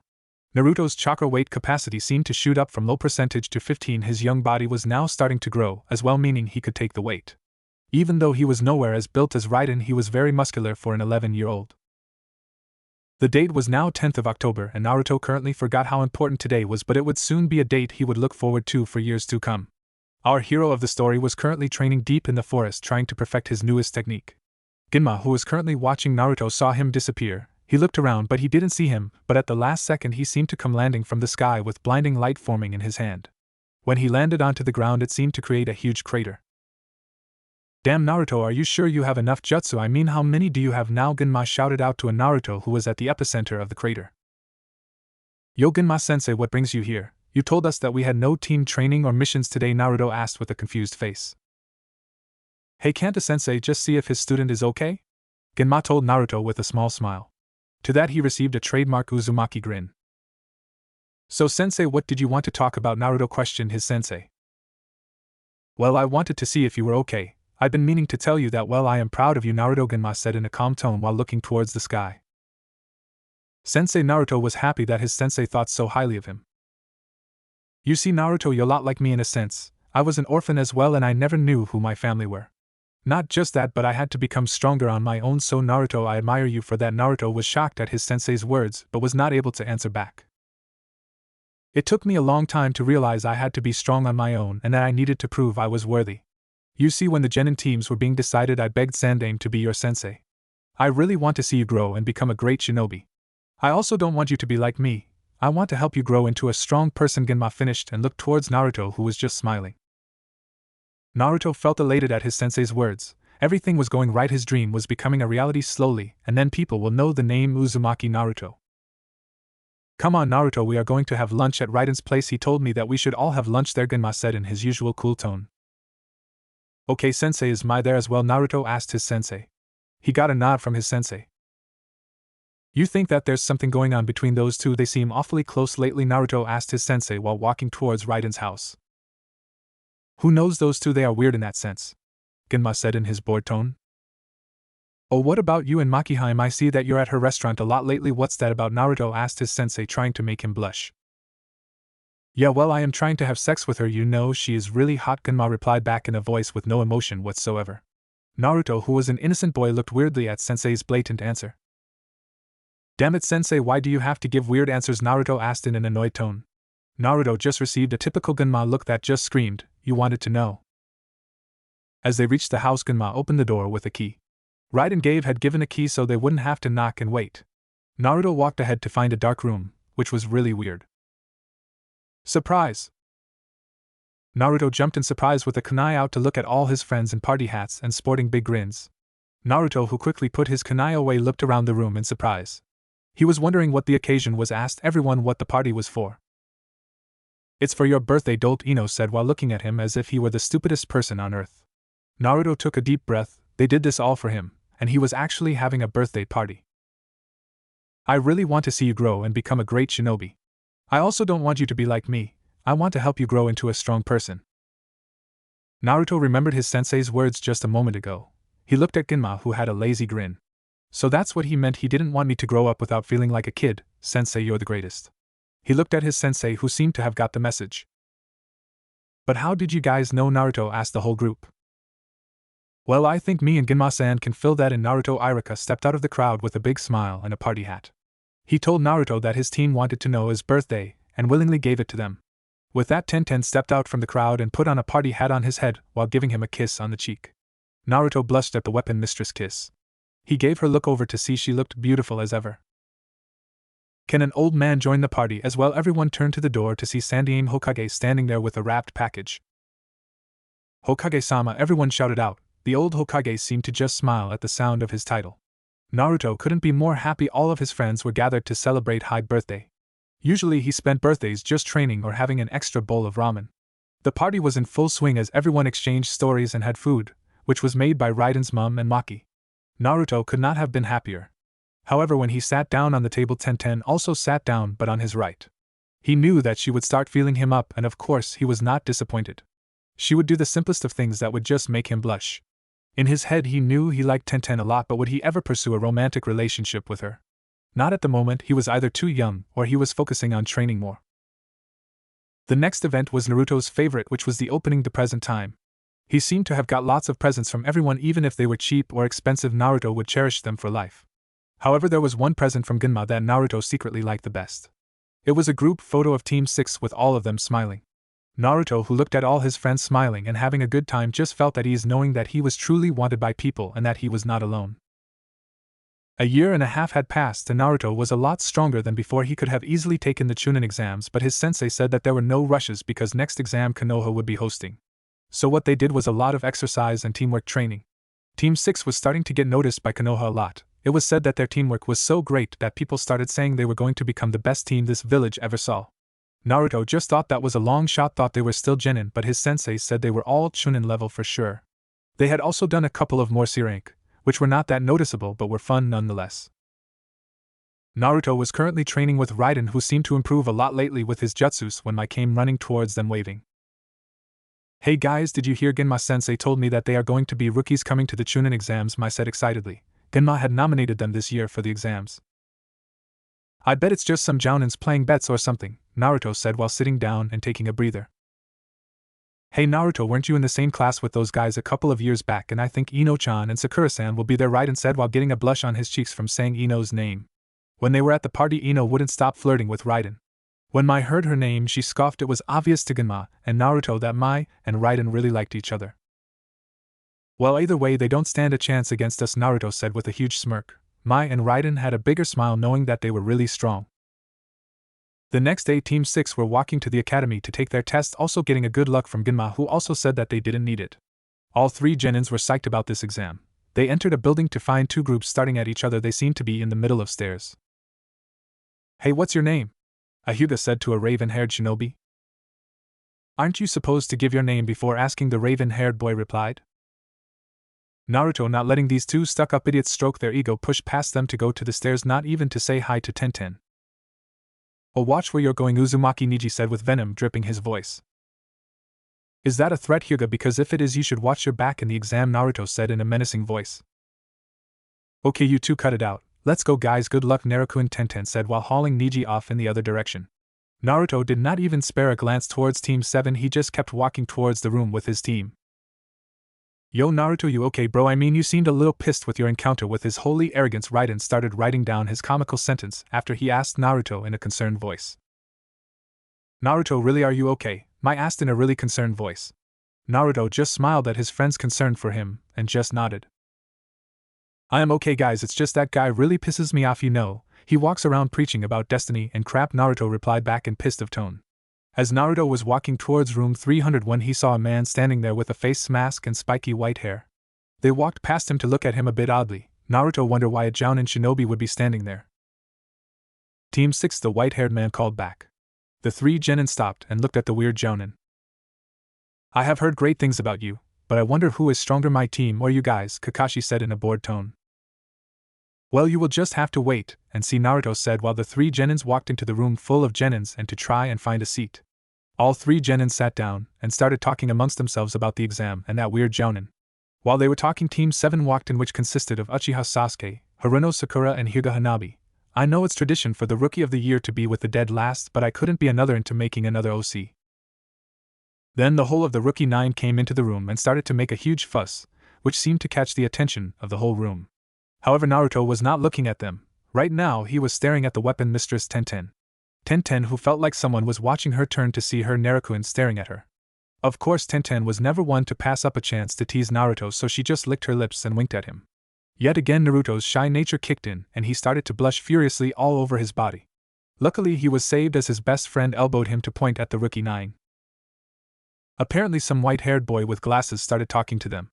Raiden filled him in that this boy had ninja info cards. He seemed to possess the knowledge or info on every Genin that was taking the exam. It was then Uchiha Sasuke asked information on three Genin: Rock Lee, Gaara of the Sand and Uzumaki Naruto. Naruto's eyes widened. Why the hell did he want to know about him, Naruto thought. And finally Uzumaki Naruto. Let's see, he has done 30 D-rank missions, 10 C-rank missions and 1 A-rank mission. He seems to have a vast array of knowledge on jutsus, and he has a nickname. He is known as Konoha's Raging Storm. That's all the info I have on him, Kabuto said while pushing up his glasses. Everyone heard him say that Konoha's Raging Storm was taking part, and started to whisper the name, the infamous Genin.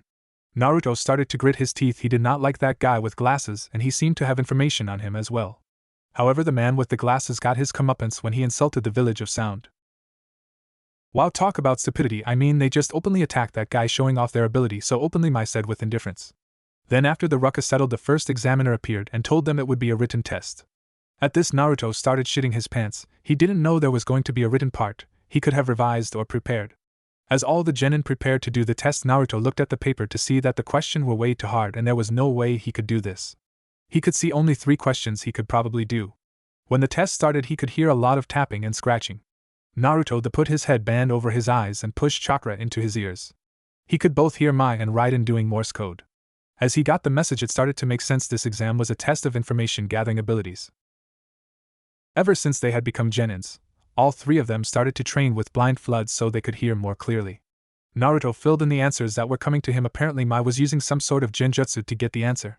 So him and Raiden copied the answers from the Morse code. Row 5, chair 11, you fail, and so to do your teammates get out. Naruto looked up, see a trio of genin leave dejectedly.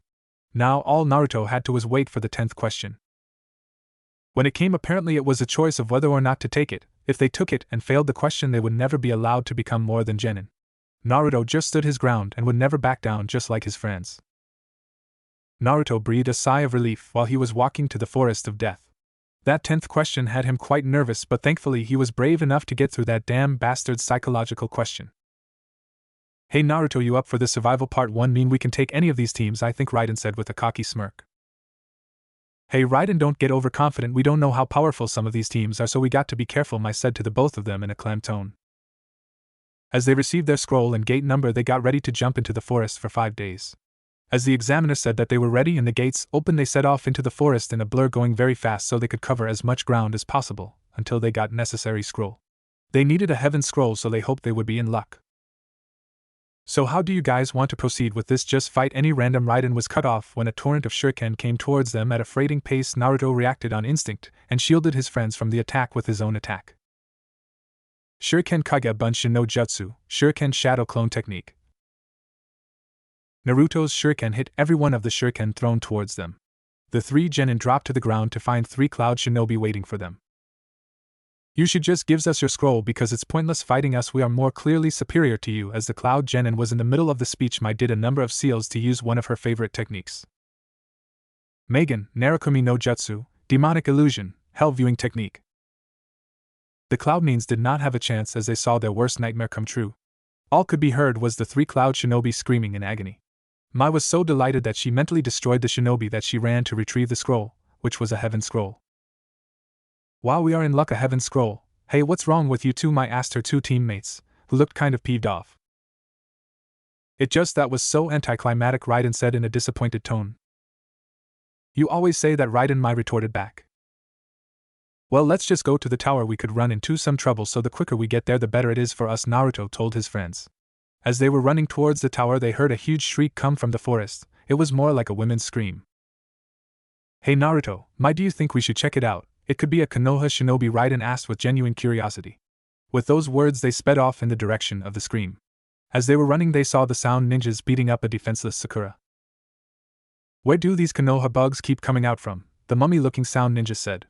It was then Team 6 noticed Hyuga Niji also perched on a branch. However, Niji said he didn't need to help when he saw an awakened Sasuke get up and start to release purple chakra. Naruto watched in awe how Sasuke demolished the sound shinobi with holes in his arms. Naruto looked towards Niji to see he was looking at him as well. They both knew what each other was thinking and that Uchiha Sasuke would be a worthy opponent. Naruto jumped down from the branch to go towards Sakura and Ino. It looked like Ino was cutting Sakura's hair to look more presentable. Hey you two, okay, you look like you have been in this forest for like 10 days, Naruto said with a grin. Sakura said she was fine and so did Ino. Naruto looked towards where Hanabi was lying. She seemed to have been knocked out, but was now being awoken by both Shikamaru and Chugi. His teammates wanted to get out of here as soon as possible so they could maybe relax at the tower. With that, Naruto bided Ino and Sakura a farewell and went on ahead to the tower. Taking one more glance at Sasuke, Naruto ran to the tower. When Naruto arrived there, it seemed that the Chunin that came out of the scroll was Irika. Naruto was thankful for the scarred Chunin to be there and talking to him. Team 6 were currently walking around the tower, and they noticed that there was no one around at all. Hey, do you think we are the first group here, because I don't see anyone? Naruto asked while looking around. Well, it took us at least a day to get here, so I don't think we are the first, Mai replied back while drifting off, seeing 3 sand shinobi walking past them. Naruto noticed the short shinobi with the gourd seemed to be radiating killer intent towards them. Of course, Naruto was not fazed in the least, and just walked past him, hoping not to agitate him at all. Mai, who was not paying attention to the sand trio, looked at her sister's genin team was there as well and started running towards them. Naruto and Raiden knew that Mai was on friendly terms with her sister's team. However, Raiden did notice that Mai was awfully friendly with the dog boy. Naruto, however, knew that Kiba liked Mai in a more than just a friend way. Hey, you guys made it as well, I am so glad. Did you make it right now? Mai asked with her tilted to one side. To that they got a huge nod from Team 8. Naruto noticed Kiba's dog shaking and asked, Hey, Kiba, is your friend okay? He seems to be shaking a lot, Naruto commented while pointing towards. He found out that Akamaru was shaking from the chakra of the sand ninja with the gourd. As Team 8 and 6 went in their separate ways to rest, Naruto can't help but think whom that sand shinobi really is. All the potential genins gathered in a room with a group of jounin and the Hokage addressing them. Naruto, who was scooping the arena, found that were quite a number of groups there. The entire Rookie 9 were there, and so were Niji's team and the Sand Trio. Naruto looked at 2 other groups to see that there were Sound Trio that got their asses handed to them by Sasuke and a Cloud Shinobi team. Naruto was surprised to not see the glasses guy. If he had so much info, then he should have gotten the scrolls. It was then Naruto realized something was defiantly wrong in this exam, and that something big was going down, but he didn't know what. As the Hokage explained the meaning of the exam, Naruto noticed that Uchiha was grabbing his neck and was having a heated conversation with the Hyuga on his team. It was then that the third examiner told the assembled genin about the preliminaries. Apparently there were too many genin to fight in the finals, so they had to cut the numbers in half again. It was then that the first match was announced, which would be Uchiha Sasuke vs. Dosa Kinuta. Naruto looked at the Uchiha survivor and wondered how this match would proceed. All the genin and jounin senseis were now watching the match from the balconies. It seemed everyone wanted to watch this match a lot. Now Sasuke-san, I will defeat you and take revenge for what you did to my comrade, Dosa said in a menacing voice. With that, both of the genin started their fight. But everyone could tell that Sasuke was suffering from chakra depletion. It was also a fact that he couldn't use the Sharingan. Naruto deduced that the special eyes must use a lot of chakra. Naruto was looking at Dosa as he delivered some devastating blows and used his weird gauntlet to make Sasuke throw up and act all groggy. However, Sasuke seemed to turn it around as he was looking at Lee and did what looked like a kick to push the Sound Nin up. He then began to use Shadow Dance and delivered a mighty number of combos. The move he used was Lion Combo, which was a jutsu he created in the heat of battle. It seemed Dosa had no chance as he was completely destroyed by Sasuke's attack and was carried off in a stretcher. Winner Uchiha Sasuke, the coughing examiner said while Sasuke brought himself to the balconies to watch the next match. Hey Kakashi, don't you think Sasuke needs to rest and get some attention? Genma asked Kakashi why he was letting him stay. Well, I want him to look at the competition so he will be ready for the finals, Kakashi in his usual tone of laziness. Genma narrowed his eyes at the perverted jounin. Don't you mean to steal jutsus? Genma asked Kakashi in an angry tone. Your words, not mine, Kakashi said, not looking away from his book. With that, Genma went towards his 3 students, telling not use any jutsu, which could be copied unless they had to. Naruto, who was taking in all this new information, got angry and thought, no way, I am going to let some bastard steal techniques that took all my life to learn. Don't worry, sensei, all my original jutsu cannot be copied because they don't require hand seals, so he can't copy them, Naruto replied back with confidence. Just be careful, not all techniques without hand seals can be protected from the Sharingan, Genma told the confident Naruto. Naruto now was thoroughly pissed off. He didn't want all his hard work to be copied so cheaply. However, he had to turn his attention to the next match that was coming up. Nara Shikamaru vs. Kintsuchi. This match was fairly straightforward as the Sound Ninja was clearly in need of rethinking her strategy and her surroundings. All the matches were quite straightforward, as you knew who was going to win. Kankuro beat the Cloud Ninkyo, who seemed to lack chakra to even fight Kankuro. Hanabi had won an easy victory of Choji as she placed few precise hits on Choji's large body, coincidentally knocking him out. Shino showed that bugs shouldn't be underestimated no matter how small, and blew off his arms, which were plugged with bugs.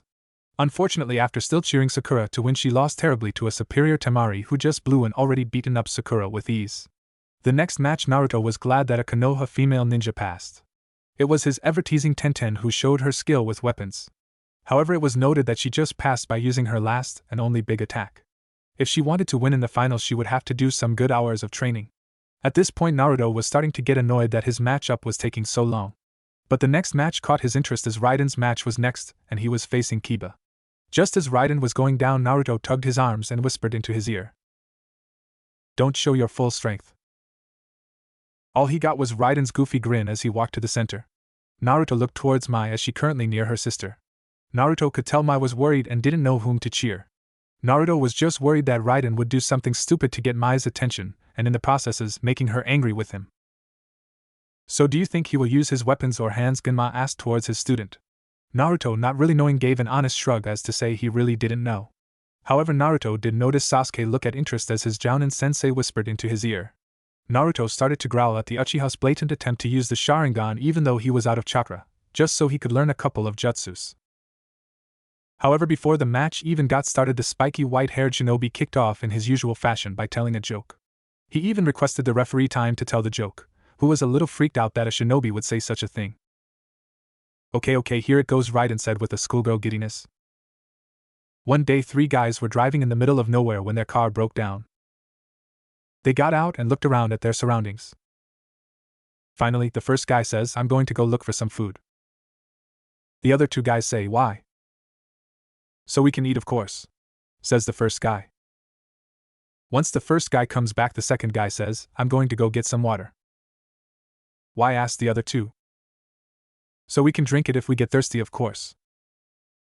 Once the second guy gets back, the third guy goes and tears off the car door. "What's that for?" asked the other 2. "In case we get hot, we can roll down the window." When Raiden finished, he was rolling on the floor in hysterics, while the rest of the room just sweat dropped from the worst joke they had ever heard. Mai started to shout at Raiden for his really bad joke, telling him to be serious for once. With that, Raiden's match had started. Raiden squared off against Kiba using only taijutsu and not to use his ninjutsu so it wouldn't be copied. Kiba tried with all his might to get him even with his dog's transformation, but in the end Raiden beat him with an original technique, one he called Fist of Raijin, whereby electrical energy covers his fist and he punches his opponent, giving him an electrical shock as well as physically damaging him. Naruto could tell that Mai was torn between congratulating Raiden and rushing down to see if Kiba was alright. Mai chose the latter, rushing down to see if Kiba was okay. But Mai did not catch the hurt look that crossed Raiden's face. Raiden, not willing to see the display between both Mai and Kiba, left the arena saying he needed some fresh air. When Raiden left, however, it was a match that he would have wanted to watch as Ino and Mai fought it out. Ino showed some skill in being able to spell some of Mai's genjutsus, however she was no match for Mai's ability with kenjutsu, so the match was easily decided as Ino forfeit, not wanting to die by the blade. The next 2 matches were ones to boil Naruto's blood as the Neji mercilessly put down and beat Hinata even though Naruto was cheering her on. Neji showed why he was last year's Rookie of the Year.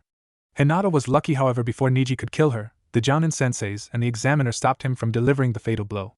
Naruto made a vow to defeat the arrogant Hyuga in the finals. The next match was more infuriating as Lee tried his hardest to beat the powerful Sand Shinobi's defense. But to no avail, he was quickly taken down even after trying to use both his special moves. The Sand Ningara crushed Lee's left leg and arm, making him unable to live as a shinobi. Naruto, however, didn't have time to dwindle. His match was coming up and left for the middle just in time for Raiden to come back from his fresh air. Sasuke seemed to watch this match with vigor as Kakashi whispered into his ear. Naruto could tell he wanted to copy his moves, so he decided to not use any ninjutsu at all unless he really needed to. Naruto was facing off against a Cloud Shinobi, the last from his group. Naruto didn't seem to care what his name was but knew he was not all that strong from the way he carried himself. "Begin," the third examiner shouted. Naruto ran towards the Cloud Nin full force with his staff. Naruto was able to dodge most of the Cloud Nins, but his speed was better than his and quickly beat him to the ground.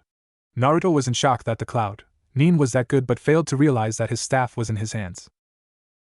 "So this is where you get your power. What would you do if I cut this hunk of wood in half?" the Cloud Nin tauntingly told Naruto. Naruto, however, was in shock when the Cloud took his staff and broke it in half using some sort of lightning cut jutsu. Naruto, however, was in shock. He couldn't stop the rage that was building inside him. "How dare you break that staff? That staff was a precious gift I got from a good friend," Naruto spoke in a whisper. Up in the stands, Genma was worried about Naruto and what he was going to do. "Naruto, don't use that technique," Genma shouted at Naruto, but it fell on deaf ears. Naruto prepared a Kanashibari no Jutsu, temporary paralysis technique, which froze the Cloud Nin in his shoes. Genma tried to stop Naruto from using this deadly technique, but it was too late as Naruto appeared right in front of the Cloud Nin and used the Bringer of Darkness technique. The whole room seemed to turn dark, and then everyone saw 15 flashes of light. When the darkness subsided, everyone looked to see a dead Cloud Nin and Naruto with blood-red eyes. Uzumaki clan Hijitsu, Raging Demon. Everyone assembled looked down in shock as they saw a normally calm Naruto turn crazy and kill the Cloud Genin without mercy. All the normal Genin looked on in fear and wonder. However, a select few had different thoughts. Sasuke was feeling so much fury inside because he couldn't copy the Jutsu whatsoever. It looked like Naruto used some sort of weird chakra. Sasuke looked on in jealousy. He wanted that technique and he craved that technique. It was perfect technique to kill Itachi. Gaara had different thoughts. From his perspective. He saw Naruto use demonic chakra, which meant he had a demon inside him as well. Neji was looking a little scared. He knew that wasn't normal, and from the look Naruto was giving to the mutilated Cloud Nin, he hoped he hadn't pissed him off too much. Genma appeared before Naruto and placed a hand on his shoulder to calm the boy. Naruto looked back to see his sensei's eyes to find he had disappointment in his brown eyes. Naruto looked down in shame. He knew that he messed up bad but couldn't help feel rage inside of himself for that idiot destroyed a precious gift that he treasured the most. He wasn't worried that Sasuke would copy this just because he had to tap into Kyuubi's power to use the specific jutsu. When he was developing the technique, he couldn't perform it right. It wasn't until he actually used it against Mizuki that it worked. In that moment he had felt the same anger that he felt when he fought the Cloud Nin. Every time he used that technique he felt himself get more and more angry and evil. Winner Uzumaki Naruto, the coughing jounin, announced, indicating the end of the preliminaries. Naruto looked at his hands to find it covered in blood. He then realized that he had just killed the Nin because he broke his staff. He couldn't believe it. He actually killed a person because he broke something, an inanimate object. He took a life for an object. Naruto felt disgusted at himself for doing such an idiotic thing. He turned around to see all eyes were on him. As he walked towards the area where the old Hokage was, he heard the examiner say to take out some balls with numbers on them. This method would determine the person you would be fighting. After everyone had taken a ball, the examiner held up a list of who was fighting whom. First match, Hyuga Neji vs. Uzumaki Naruto. Second match, Tenten vs. Yohimai. Third match, Gaara of the Sand vs. Uchiha Sasuke. Fourth match, Hyuga Hanabi vs. Kagura Raiden. Fifth match, Kankuro of the Sand vs. Abirame Shino. Sixth match, Naresh Shikamaru vs. Temari of the Sand. Naruto noticed that there are odd numbers in the finals, which would mean that the semi-finals would be three-way match unless there was a double knockout early. Naruto looked at list more carefully, and cursed his luck. He really wanted to fight that arrogant Uchiha and put him in place. The Hokage said the whole group had a whole month to prepare for this battle, and Naruto couldn't wait to train to his fullest. After the announcement, Naruto walked slowly over to his broken staff and picked up both pieces. He looked around the arena to find no one was there anymore. Naruto was walking slowly out of the building when he heard a familiar voice. "What's with the long face, Naruto? I didn't think you lost," Genma asked Naruto with a saban needle sticking out of his mouth. Naruto looked down and told Genma that he was sorry for using that jutsu. "Don't worry, Naruto. It's okay as long as you don't use it again. I'm okay with it. Now come on, we should start training," Genma told Naruto while walking out of the building. Naruto asked about his two other teammates. Genma told him that their guardians would train them, so that left Naruto and Genma. Naruto and Genma were walking to the hot springs, which Naruto thought was weird. As they reached the hot springs, Genma told Naruto about their new training exercise. "Okay, Naruto, because it's just you and me, this will be easier. And don't worry, I am not playing favorite." Gave each of them a scroll to learn by the end of the month, Genma started to explain. So Naruto proceeded to try out the new chakra exercise by walking out on the hot water. To say Naruto was pissed would be an understatement. It seemed that Genma was enjoying himself seeing Naruto squirm under hot water. It wasn't long before he got the whole exercise when Naruto slipped and saw something. Naruto was walking to a clearing to start his training with his new sensei. It was really crazy, the events that happened yesterday. But now his sensei and a perverted hermit were training him. But that wasn't the only new development. When he finally got Ero-Sennin to teach him, Tenten appeared and asked Naruto a favor. Apparently she wanted to train with Naruto. At first he was kind of against the idea, as she was supposed to fight against his teammate. However, he accepted when he saw the look in her eyes. She really wanted to become stronger. Jiraiya made a comment that she would be a good stress relief for Naruto. Naruto merely punched the perverted hermit for saying such perverted things. So now Naruto would be training with a girl that he found to be the most attractive girl in the whole Konoha. Naruto's inner pervert was jumping up and down, being able to stay with a girl as hot as Tenten. "Speak of the devil," Naruto said to himself as Tenten came running into the clearing. At 14 years of age she shouldn't have a figure like that. I mean, it was just illegal to look that good. Right now she wasn't wearing her usual attire. She was wearing what looked like gym shorts and t-shirts. Her hair was wrapped in a ponytail instead of her usual buns. As Naruto was staring at Tenten with a perverted grin on his face, a small trickle of blood could be seen coming out of his nose. "So Naruto-chan like what you see, giggle?" Tenten asked him, a sly smirk while striking a pose.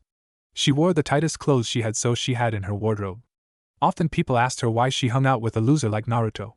Well, it was a guarded secret that she really loved him ever since the day he saved her from a group of bullies. Flashback 6 years ago. "Ha ha ha ha ha, look at this stupid girl trying to play in our spot. Who the hell do you think you are?" An older kid taunted her. Tenten was scared out of her wits. Her mother told her never to play in this area. But she wouldn't listen.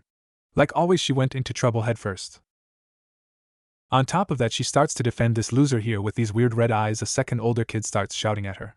Tenten had tears streaming down her face. She didn't want to show any weakness, but the girl next to her was already shaking from the taunts of the older kids. Tenten never liked bullies, and when she saw older boys pick on a defenseless girl, she couldn't help but let her sisterly senses kick in and defend the girl. She wasn't regretting the decision, but the method in which she came to help the girl. "So boss, what do you want to do with this girl, huh?" a smaller kid asked the leader of the gang. "It's shame such a cute girl would be such a little bitch, but I guess we have to show her who's the boss," said while cracking his knuckles and looking at Tenten with a sneer. Tenten didn't stop the tears flowing down her cheeks. She was so scared she prayed to the heavens that someone would save her. "You bastards, what do you think you're doing? Picking on someone younger than you and girl as well," a blonde-haired, blue-eyed kid shouted out. Tenten looked at her savior and couldn't help but blush as she thought that he was really cute. The boy had appeared out of nowhere and had cheesy grin on his face. "Who the hell do you think you are, shrimp? I gonna kill you for that," the leader spoke while charging the boy. The other people in the gang ran at the boy as well, intent on showing him up. When they charged him, he had seemed to disappear out of nowhere. Tenten saw a yellow flash appear right before her eyes. It was like time slowed down, and the boy looked back and gave her the biggest smile ever. Tenten's heart started to speed up as her hero said a few words that made her fall for him. "Don't worry, you're safe now, I'll protect you," the blonde boy said to her. The bullies seemed to have noticed that the blonde kid was no longer there and turned around. They all saw the short, blue-eyed kid charge them with blistering speed. He kneed the leader, who fell over and then elbowed him in the stomach. As he was on the ground, he spun on the ground with his legs in the air and knocked out the two other kid out. The blonde kid flipped up in the air while his leg kicked another kid in the air. As the mysterious hero landed near the girls, the remaining kids got up and ran while dragging their friends away. "Wow, my training is really paying off. I am so strong," the blonde kid exclaimed while pumping his fist into the air. He turned around to face the two girls. "Hey, you two, are you okay? They didn't hurt you, right?" Tenten's savior asked with genuine concern. Tenten just shook her head to indicate that she was okay. "Hey, can I get your name?" Tenten asked with a tint of pink on her cheeks. "I am Uzumaki Naruto, the future Hokage of this village," pleased to Naruto started off saying, but was cut off.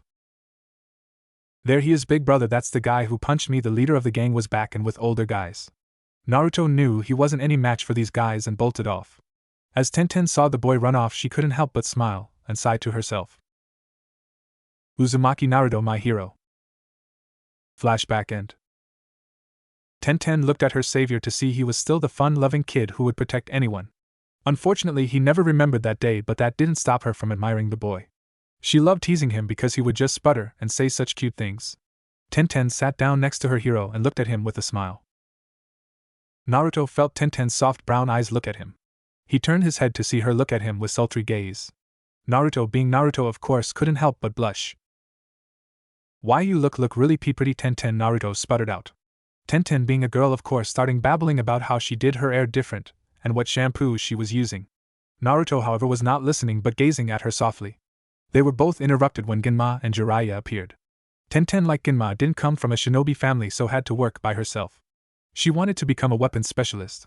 It was her life dream as a shinobi to become something that not many shinobis are like and to grow up like Tsunade. When Jiraiya heard this, he thought it was rather interesting and that she might be useful in the future. The two senseis started them off on some individual training. According to Jiraiya and Genma, Tenten had some pretty strong legs and they were quite long. Her ability to do splits was quite amazing as well. It seemed she was quite flexible. Naruto put in an idea for her to learn taijutsu that uses leg forms a lot. Apparently he had a scroll with a very strong leg form. So the two senseis gave her some leg weights and some exercises to condition and strengthen her legs. Also, she would be trying to learn more jutsu with weapons involved and to try and use her weapons more often. Unfortunately, Genma had to go on a mission for the Hokage, which required his immediate attention. But because Jiraiya was here, he could oversee their training. Naruto started off by doing some summoning techniques by using his other chakra. A week had passed and the two genins were getting along quite nicely. Everyone could see the big difference that Tenten had made she coming along quite nicely. Naruto summoned the boss toad by accident by the end of the week. Jiraiya was shocked that Naruto was able to grasp the technique so quickly. His ability to use the fox's chakra was amazing. Jiraiya, being the pervert he is, quickly went away saying he had research to do in some other village. It was funny when Naruto already told him that he could do summoning technique already. When Naruto told him he could summon the Monkey King Enma, Jiraiya seemed alright with it. Apparently there are two types of summons, one which the animal can turn into a weapon and are summoned through a weapon. The other is on of the boss toad size. That doesn't necessarily mean you can summon both types only until both summons are on good terms with one another, and when both bosses recognize your strength. Both bosses put Naruto through a trial that Naruto never wanted to go through again. Luckily enough they accepted Naruto, who knew summons like to play truth or dare. Luckily Ginma had come back and now started to teach Naruto his own style of taijutsu, which was the pressure point fighting style. Tenten was learning some amazing ninjutsus from Ginma, who showed her that she had an affinity to earth jutsus. Not just that, but Naruto taught her two of his techniques, one which was an original, the other a special kind of technique. Over the course of the month Naruto and Tenten grew closer to each other. Naruto knew that he really liked Tenten but didn't know if she was just friendly or returned his feelings. Tenten, however, never stopped liking Naruto, and her feelings grew even more as she saw what a wonderful person he really was. Naruto hardly saw his teammates, as he was busy hanging out with Tenten. Naruto was currently looking up on his bedroom thinking about the whole month's events. Naruto didn't know what to do about his feelings with Tenten. He hadn't been this confused ever in his entire life, and it scared him. When he thought back on his training, he knew that he shocked Erosanin with his ability to use the fox's chakra. When he first did the Raging Demon, he inadvertently tapped into the special power. He promised himself that he would cut down the use of the chakra and rely on his own power. With those thoughts Naruto went to sleep, his thoughts clouded with uncertainty. Naruto looked up to see so many people in the stands. He felt like a bug compared when he looked up to see so many of them. To his side the other combatants, both his comrades, were there as well and looked nervous as hell. It was probably the atmosphere. With so many people looking at you, of course you would have been nervous.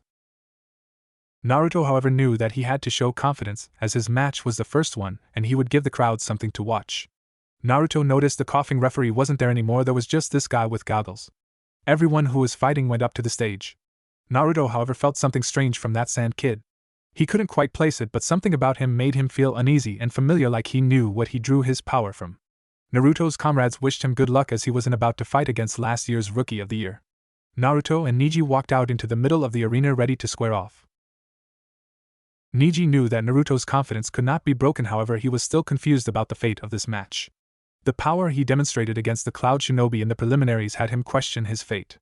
In the end, Neji decided that fate wanted him to win and decided that Naruto couldn't possibly win ever since he had mastered another style of taijutsu that the main family didn't know about.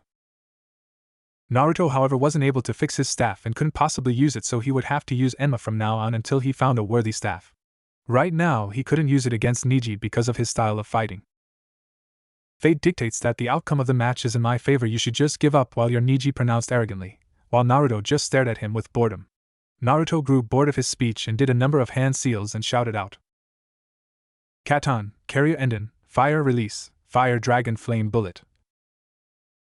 Neji, not expecting Naruto to be so forward, just barely escaped the fires by doing a back flip and landing against the stadium wall. When the fire cleared, Neji jumped down and smirked at Naruto. You think you, Neji started off but was cut off by Naruto, who made a seal with both his hands that looked like a cross. Kage Bunshin no Jutsu, Shadow Clone Jutsu. Around about 100 Narutos appeared out of nowhere, and all circled Neji. The real Naruto was hiding somewhere in the group looking at how Neji fought. Even though Tenten gave him some tips on Hyuga fighting style, he had to find out how Neji fought and how he thought.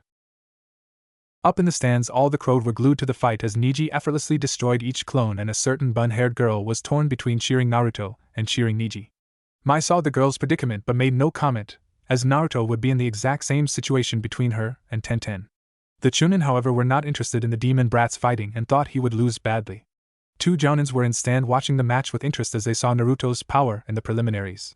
Ginma, though, was confident as he watched the match from a distance, knowing what the outcome would be. Sakura and Ino were both watching the match with interest as they wanted their friend to win really badly. You think Naruto's going to win? I mean, I know he's strong, but does he stand a chance? A worried Sakura asked to Ino, who was glued to the match. I hope he does win. I mean, it would be really great if he shows up, the arrogant bastard, and what he did to Hinata was uncalled for. I mean, they are supposed to be cousins. If I was Hinata, Ino started ranting about the Hyuga prodigy, but Sakura tuned her out and turned her attention to the match. Once all the shadow clones had been dealt with, Niji found himself in an empty area. He looked around to see where Naruto was until he felt two hands grab his legs from the ground. Niji then saw Naruto charging at him from the sky to punch. Of course, Niji smirked and quickly used his ultimate defense Kaiten and spun Naruto out of control and away from him while destroying the clone underneath him. Naruto landed on his feet and smirked, as he already knew the Kaiten's weakness. Unfortunately, Naruto couldn't penetrate it. Only his two moves, the Burning Knuckle and his new anti-Sharingan move, could probably penetrate it. Naruto decided to test out Niji's ultimate defense by using some of his other moves. Uzumaki Clan Ninjutsu, Chakra Wave. Naruto punched the ground to release a stream of chakra at tremendous speed. Niji, seeing that he couldn't dodge, prepared to use his Kaiten. The wave seemed to be no match for the Hyuga-style defense, and Naruto's other two attacks were no match either. Naruto's wind slices were no match for Niji's Kaiten and would have to go with his original plan. He looked up to the sky and saw the blazing sun and looked back at the ground. Niji saw Naruto dozing off, so decided to pay him back for cutting of his speech. Luckily, Naruto saw Niji coming at him and decided to put his plan in motion. Kirigaku no Jutsu, Hiding Mist Technique. The whole battle area was enveloped in mist, and the spectators couldn't see Niji or Naruto. All the Chunin and Jounin were shocked to see that Naruto knew a hidden mist technique. Genma, though, was wondering what Naruto was up to. He looked up to the sky to see the blazing sun heat up the mist. Genma smirked and knew what Naruto was up to and couldn't wait for the outcome. Suetun, Daibakufu no Jutsu, Water Release, Great Waterfall Technique. All the mist seemed to be drawn into a spot, and then made into water and shoot out towards Niji. Niji luckily saw this and dodged it with ease as water engulfed the arena and landed on the ground. When the water cleared, the spectators were hanging on the edge of their seat to see Naruto and Niji squaring off and dodging each other's kunai. The examiners were impressed to see Naruto use such strategy to use water jutsu so creatively. It was hard for a shinobi to use water-type techniques without a water source. Only those who have a natural affinity could do it.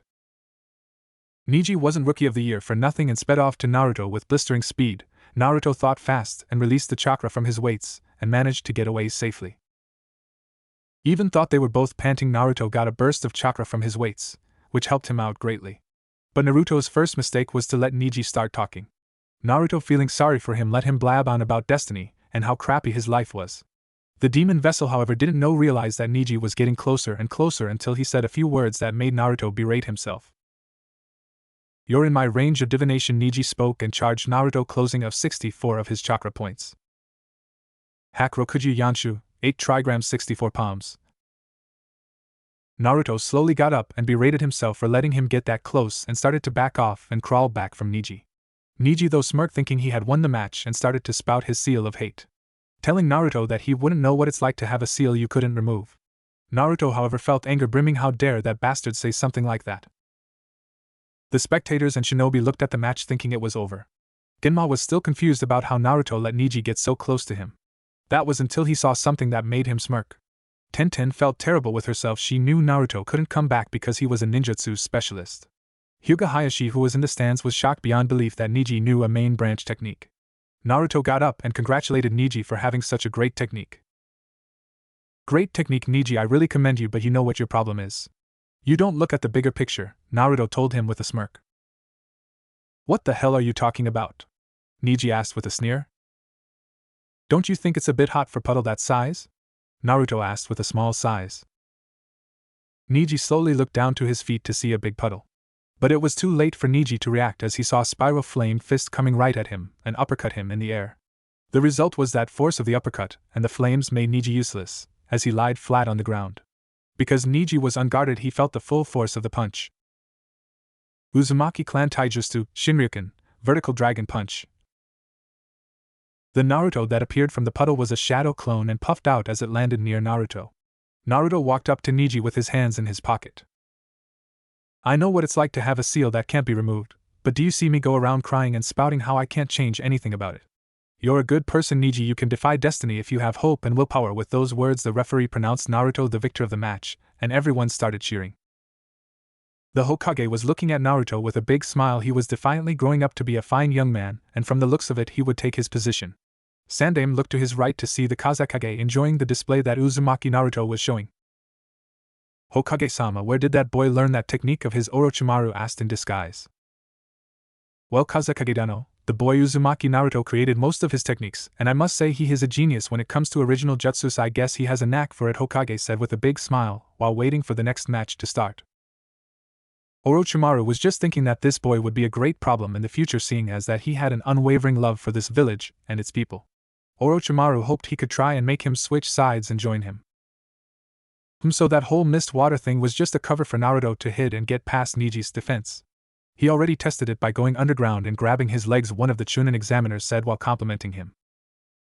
He's defiantly not Genin level, that's for sure. He's defiantly Chunin level, another examiner said while looking down at Naruto. Yes, Naruto seemed to have impressed everyone. Mai and Tenten's match was up and Mai prompted to jump into the fighting area, while Tenten walked out to the arena hoping to catch Naruto on the way. She saw her hero walking up and he started smiling. Tenten saw him blush and heard him say good luck for her match. Naruto, thank you, and I'd like to give you a gift for winning that match, Tenten said while she quickly pecked Naruto's lips and quickly ran down to the arena.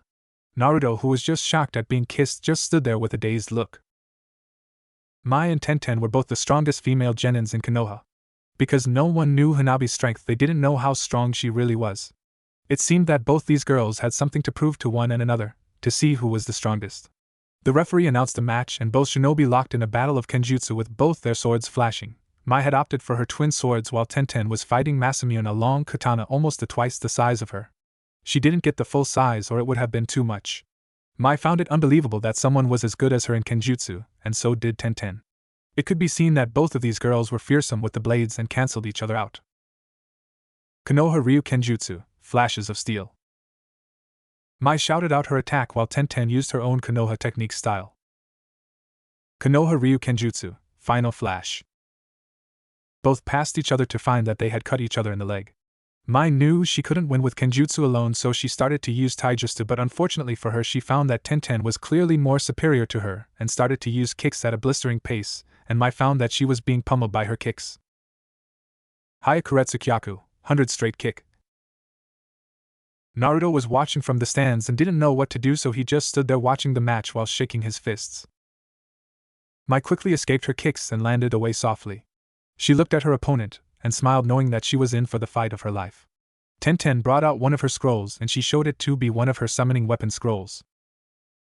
Tobidogu, projectile weapons. Tenten summoned a large amount of shuriken and kunai and threw them at Mai with incredible speed. Mai merely deflected them with ease with her twin katanas. As Tenten was thinking of what to do, the examiners and spectators were all glued to the match as they were with the previous match. Tenten didn't want to drag this out much longer, so brought out 2 scrolls and set them to her side ready to use them. Sashoryu, twin rising dragons. Mai saw her many weapons come at her at incredible speed, so she quickly jumped back to avoid the weapons hitting her. Tenten smiled as she fell into her trap and quickly rethrew her weapons back using the strings attached to them. Mai, who merely anticipated her doing this, used one of her favorite techniques. Tenten-sen, I am going to show you that you're not the only one, Naruto taught. Futon de Tapa, wind release, great breakthrough. Tenten's weapons, however, didn't stand a chance, as the wind blew away the weapons as well as Tenten away. Tenten cursed herself for being so naive. She had shown that technique in the preliminaries. Naruto was just standing there gritting his teeth. He wanted to cheer on one of his friends, but he couldn't cheer both of them on. He just hoped they would be okay and gave it their all. Naruto knew the purpose of this exam, and it wasn't to win, it was to show strength and tactical knowledge that all Chunin possess. Both female shinobi lay panting on the ground, already exhausted from the fight. Tenten quickly ran at Mai with a 3-section staff and started to fight her twin blades. Everyone around the arena was amazed that both girls were able to fight with weapons so easily. They were really strong. Tenten lay panting away from Mai. She knew she had to end this quickly before Mai started to use genjutsu. Kurenai was starting to get worried. She thought for sure that Tenten wasn't a match for her little sister. Tenten prepared for her ultimate technique with the help of Naruto's technique. Mai watched as Tenten disappeared in a billow of leaves. Mai's eyes widened. That was one of Naruto's jutsus. Konoha Shunshin no Jutsu, tree leaf body flicker. Mai looked behind herself to see Tenten come out of nowhere. Hayokuzan, Phoenix's fanning wings. Tenten proceeded to use a flurry of kicks, switching from one leg to another 3 times and smashed Mai away to the wall. Tenten started rubbing her legs as she felt that this technique did a number on her legs. She still needed to condition her legs more and get a bit of muscle on, and not in the freakish way the sexy toned leg style. Tenten thought that would clinch the match in her favor, but was mistaken when she might get up slowly, blood dripping from her mouth, and do a number of hand seals. Megan, Jigakukoka no Jutsu, Demonic Illusion, Descending Hell Technique. Tenten looked up to see a great ball of fire descending from the sky and about to hit her. She quickly shut her eyes and dispelled it by biting her lip. When Tenten opened her eyes, she saw one of her weapons pointing to her neck and a bruised Mai standing holding the weapon. Tenten wasn't dumb, and knew that this was her limit, and she showed a great battle. I give up, Tenten spoke to the examiner, while he proclaimed Mai the winner of the match. The whole crowd cheered as they saw one of the sickest fights ever. Kurenai, who was literally standing, fell down in her seat with a sigh. Naruto was torn between being happy and sad because both his friends put up a great fight in the end. Mai-san, that was a great battle. Thank you for not underestimating me and fighting to your fullest. So no hard feelings, Tenten asked while bringing a bruised and tired hand for a shake. Mai looked at her hand and smiled while shaking it, and they both started laughing as they were being carried off for medical attention. Sasuke had not arrived yet, so they pushed his match back to the last so Raiden would fight Hanabi. But for Hanabi, she was no match for Raiden, as his superior strength and ninjutsu were too much for her to handle. At first she was faring well, as all Raiden did was dodge, but she then found out why he wore that hakama. Raiden was a master at countering and throwing people.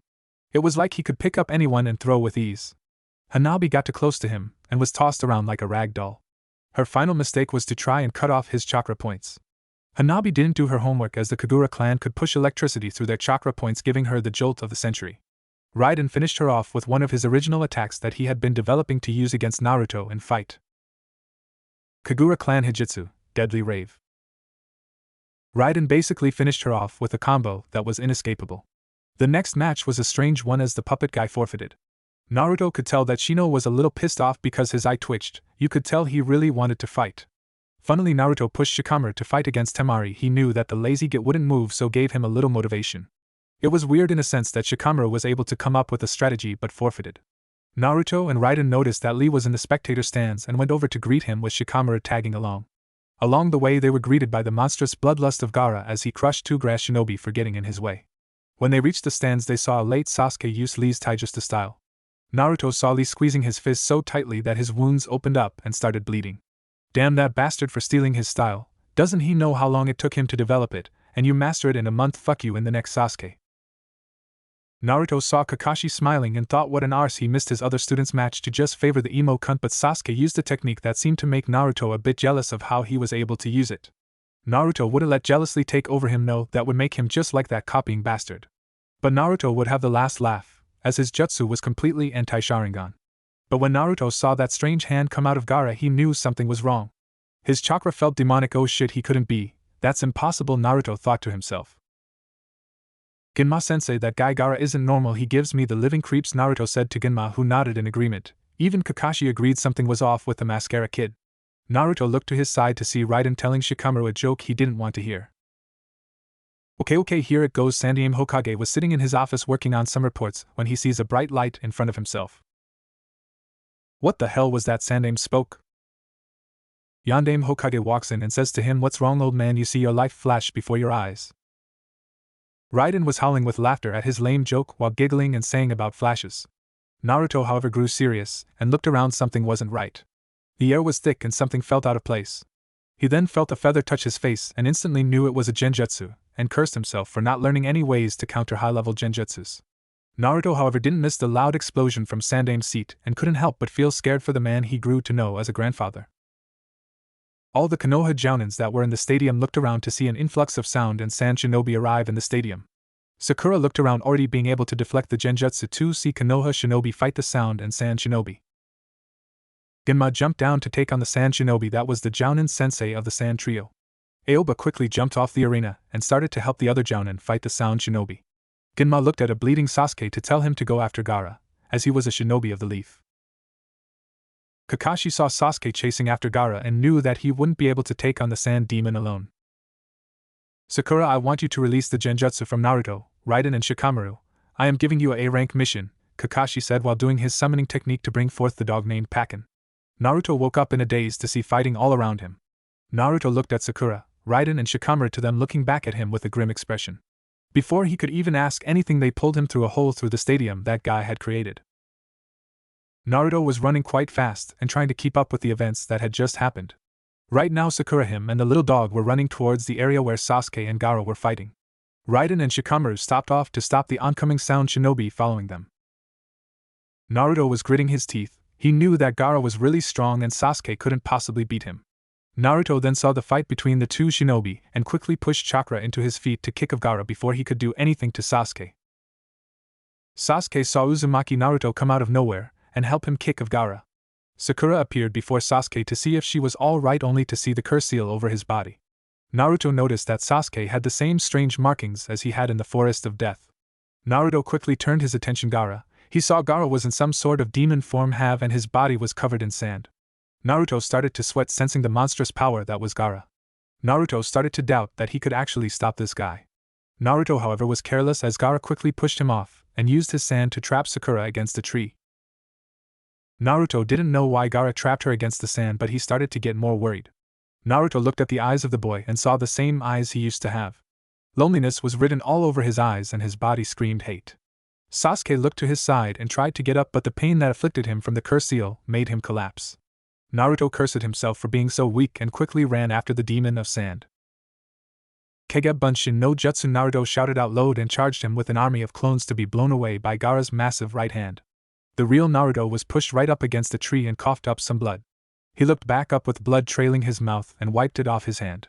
Naruto quickly did a flurry of hand seals and spoke. Katon, Carrier Enden, Fire Release, Fire Dragon Flame Bullet. Naruto breathed out a huge stream of flame from his mouth and increased the heat by putting more chakra into the attack. When the flames cleared, he saw a sheet of glass in front of him and saw Gaara behind and smirk. Oh shit! Naruto cursed himself to see Gaara use his other wind attack against him, which broke the glass that was in front of Gaara and directly go after him. Doton, Dorihiki, Earth Release, Earth Style Wall. Naruto on instinct called forth the wall of earth, which saved him from the glass shards that would have surely killed him. Naruto looked behind himself to see Gaara behind him smirking.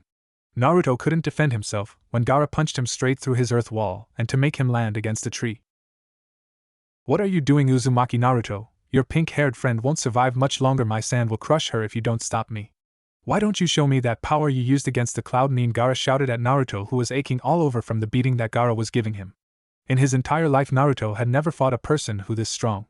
Naruto started doubt that he could make it out alive with this monstrous power against him. It was then Naruto looked at Sakura's lifeless body being slowly crushed by Gaara's sand. He had to save her no matter what. He couldn't let his friend die. Damn you! Naruto shouted and blindly attacked Gaara to only be hit back with his sand shurikens. But before Naruto could hit a tree again, Sasuke used his body to shield his body against the impact. Naruto looked back to see Sasuke struggling to stand up. Naruto, we may not like each other, but we don't want to see Sakura get hurt, Sasuke said while standing up. He didn't even look back at Naruto but said, I'll distract Gaara and you go save Sakura and get out of here. I don't want to see another important person die. Naruto, make sure she is safe, Sasuke finished saying, and Naruto finally understood where people got their strength from. Up until now, Naruto was fighting for himself, and only to prove his strength. Naruto stood up slowly and said, Thanks, Sasuke, you finally made me realize why I was so weak against this guy. You go rest, you have done enough, let me handle the rest, Naruto said while forming a seal that looked like a cross. I will protect Sakura with my life, Naruto shouted out and spoke his jutsu. Tajikage Bunshin no Jutsu, Multiple Shadow Clone Technique. About 100 Narutos appear in the forest and look smugly at the sand nin. All of the Naruto proceed to pummel the shit out Gaara, punching him and using various jutsus. Gaara is looking at Naruto with anger at how he is able to muster this kind of strength and finally goes overboard and releases his final form. Naruto couldn't believe how powerful Gaara was. Even after his non-stop training, it seemed like his power was only a fraction of Gaara's. Naruto looked around to see sand forming around his body and knew this would be the end. However, hearing Sakura's cry for help, Naruto couldn't let her down, not yet, not now.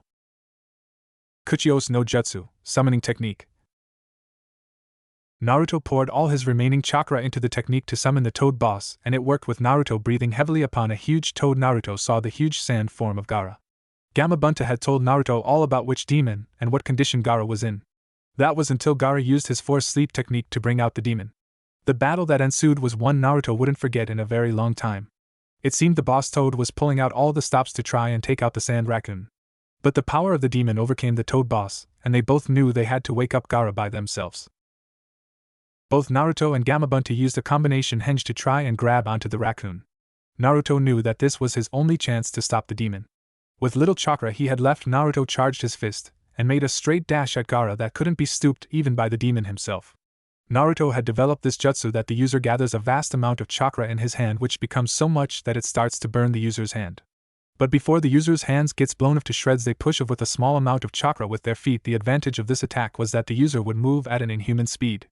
But the disadvantage was that the user could only move forward and the person had to stay in the same spot. Luckily for Naruto, Gaara was a sitting duck for him and literally knocked some sense into him. Uzumaki Clan Taijutsu, Burning Knuckle. With the force of the punch, the stupid raccoon was put back in Gaara's and forcibly waked the Jinchuriki. Naruto was heaving and sighing. He could tell that he was at his limit, but he needed to deliver the final blow to end this fight. He could hear the boss toad telling him good luck as he puffed back to wherever he came from. Naruto needed chakra and knew one way to get it. Damn stupid fox, I hate borrowing your power, but if you don't give me your chakra we're both dead. So give me some rent, you damn lecher, Naruto roared in his head, and all he got was a deep and evil laugh as red chakra surrounded his body and blew off his headband. Damn you Uzumaki, Naruto, just die! Gaara shouted back at Naruto in anger, making all the sand around him attack Naruto. Naruto looked up and smiled. This was a perfect time to use his latest Kenjutsu. Gaara looked around to see Naruto disappear. Uzumaki Clan Kenjutsu, Misogi. Naruto shouted out his technique as he appears from the sky with blinding light that hits Gaara straight in the chest, taking him out of the match. Naruto, however, didn't realize that being so high up in the air and the force of the blow would cause him so much harm. Naruto landed on the ground with his left hand bleeding and stinging with pain. But the fight was won and Naruto gave Gaara some advice and a fact why he was so strong. At Naruto's final words he saw Sasuke and he told him Sakura was fine. Naruto's contented smile was the only thing you could see as he drifted off into unconsciousness. Naruto was looking at a picture of him and the old Hokage. This picture was taken when he first developed the Raging Storm and he was bedridden for a week. Using his right hand to hold the picture as his left one was in a cast and in a sling. Naruto looked at the happy face of the old man. Naruto willed himself not to cry but couldn't help the tears roll down his cheeks and hit his precious memory.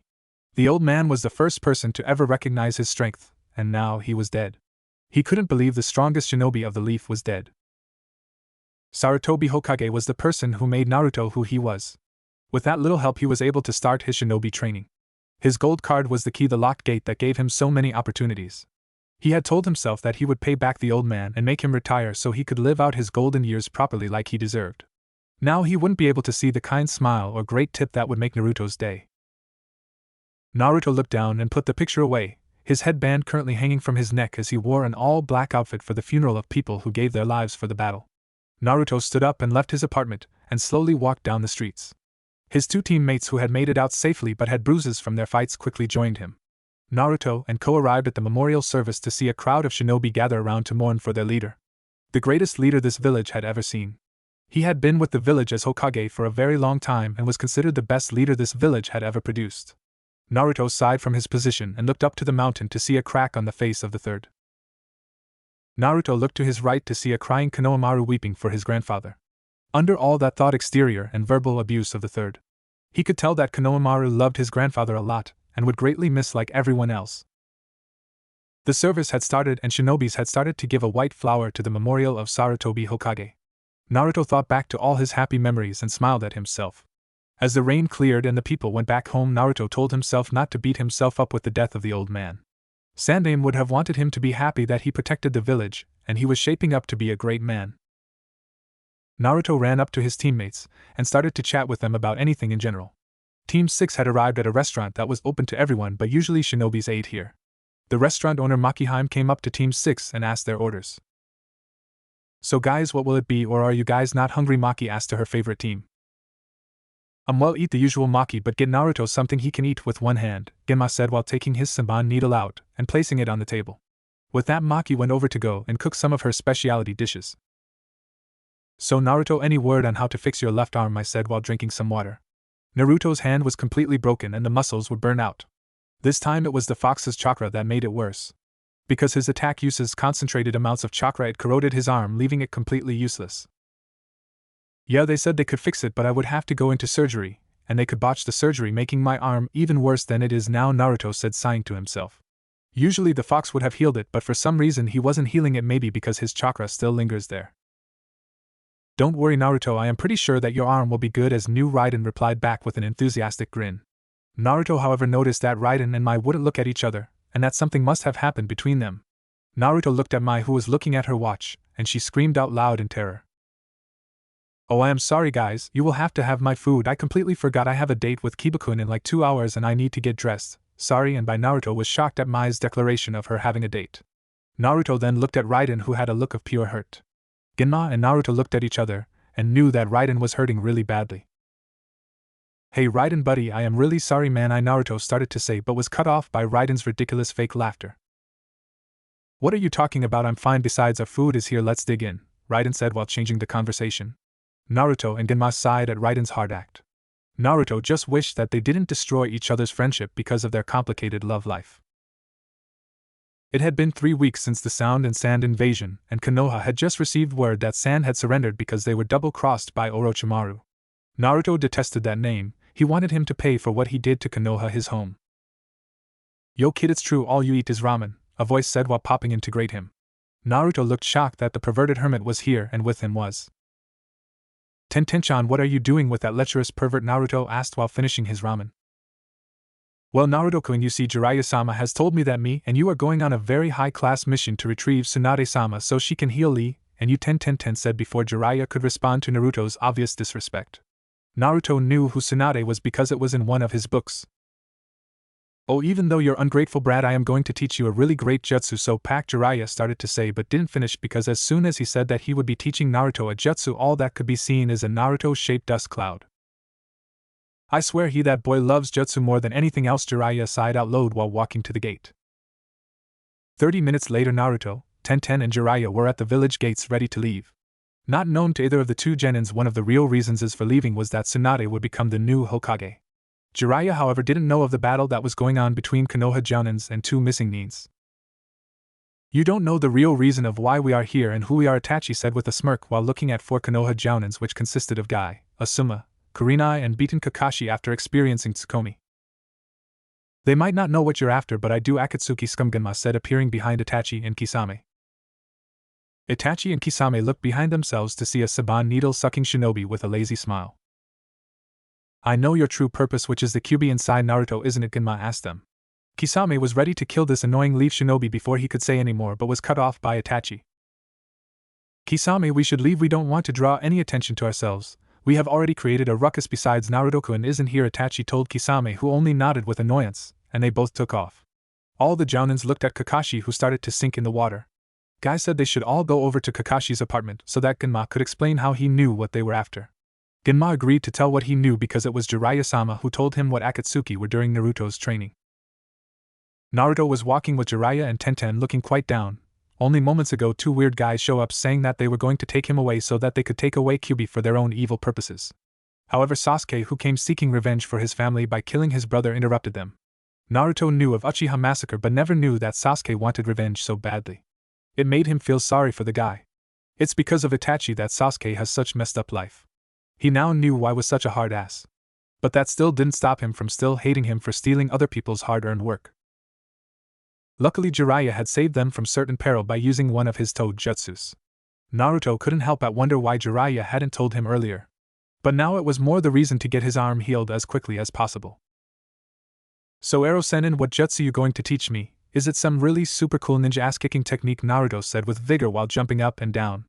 Tenten giggled at Naruto's behavior. Well, here we are the town. I need to gather information about the whereabouts of Tsunade. Oh sorry Naruto. Anyways, I need to gather the necessary equipment for the jutsu, so why don't you and Tenten hang out for the day? Bye. With that, Jiraiya had left both genins alone to do whatever they wanted. Naruto however felt really awkward ever since the kiss he had received from Tenten during his victory against Neji. Tenten smiled that Jiraiya gave her enough alone time for her and Naruto to bond. She really wanted to hang out with Naruto like back in the academy when she used to tease him. Tenten grabbed Naruto's butt and whispered, well Naruto-kun, why don't we go have some fun? Tenten tore off, dragging Naruto with her. Naruto couldn't remember a time when he had so much fun, but with Tenten it seemed like they enjoyed everything with each other. Even though she wouldn't stop teasing the poor boy.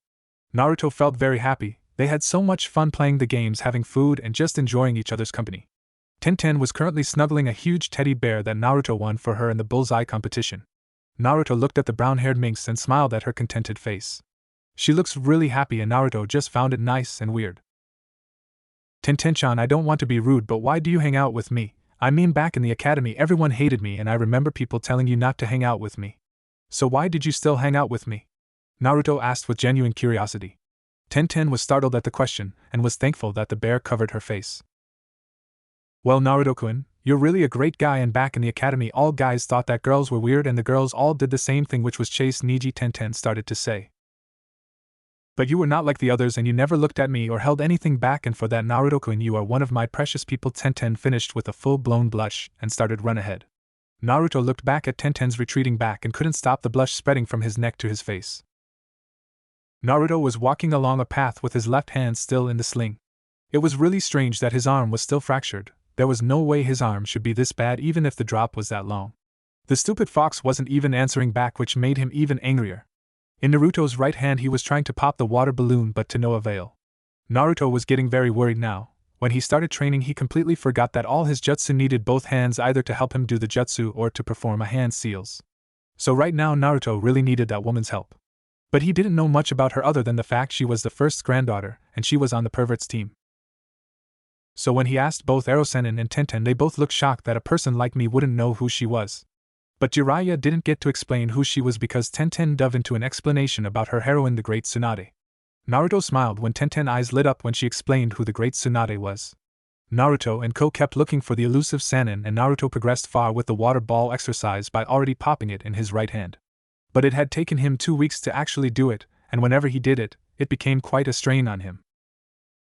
Naruto and Ko had been searching for the elusive Sannin for 3 weeks and with no sign of her at all, but when Jiraiya said they would eat at a place for dinner they got the shock of their lives. Jiraiya! Tsunade shouted out from her seat looking at the perverted Sannin. Jiraiya thanked God he found her because he was getting pretty tired of finding her. So the 5 shinobi sat down and something to eat or drink. Naruto was finding it pretty hard to eat with one hand again, and Tenten volunteered to be his other hand and she was spoon-feeding him like a little baby. Shizen was looking at the both of them and started to laugh at Naruto's obvious embarrassment. After they had their meal, Jiraiya told them about the situation and what Orochimaru did and offered her the position as the next Hokage. Naruto was obviously shocked at what had transpired here. He didn't know that Jiraiya's real intention was to actually bring her back to make her the Hokage. Humph, Hokage? Only a fool would be the Hokage, Tsunade said while she berated the position of the Hokage.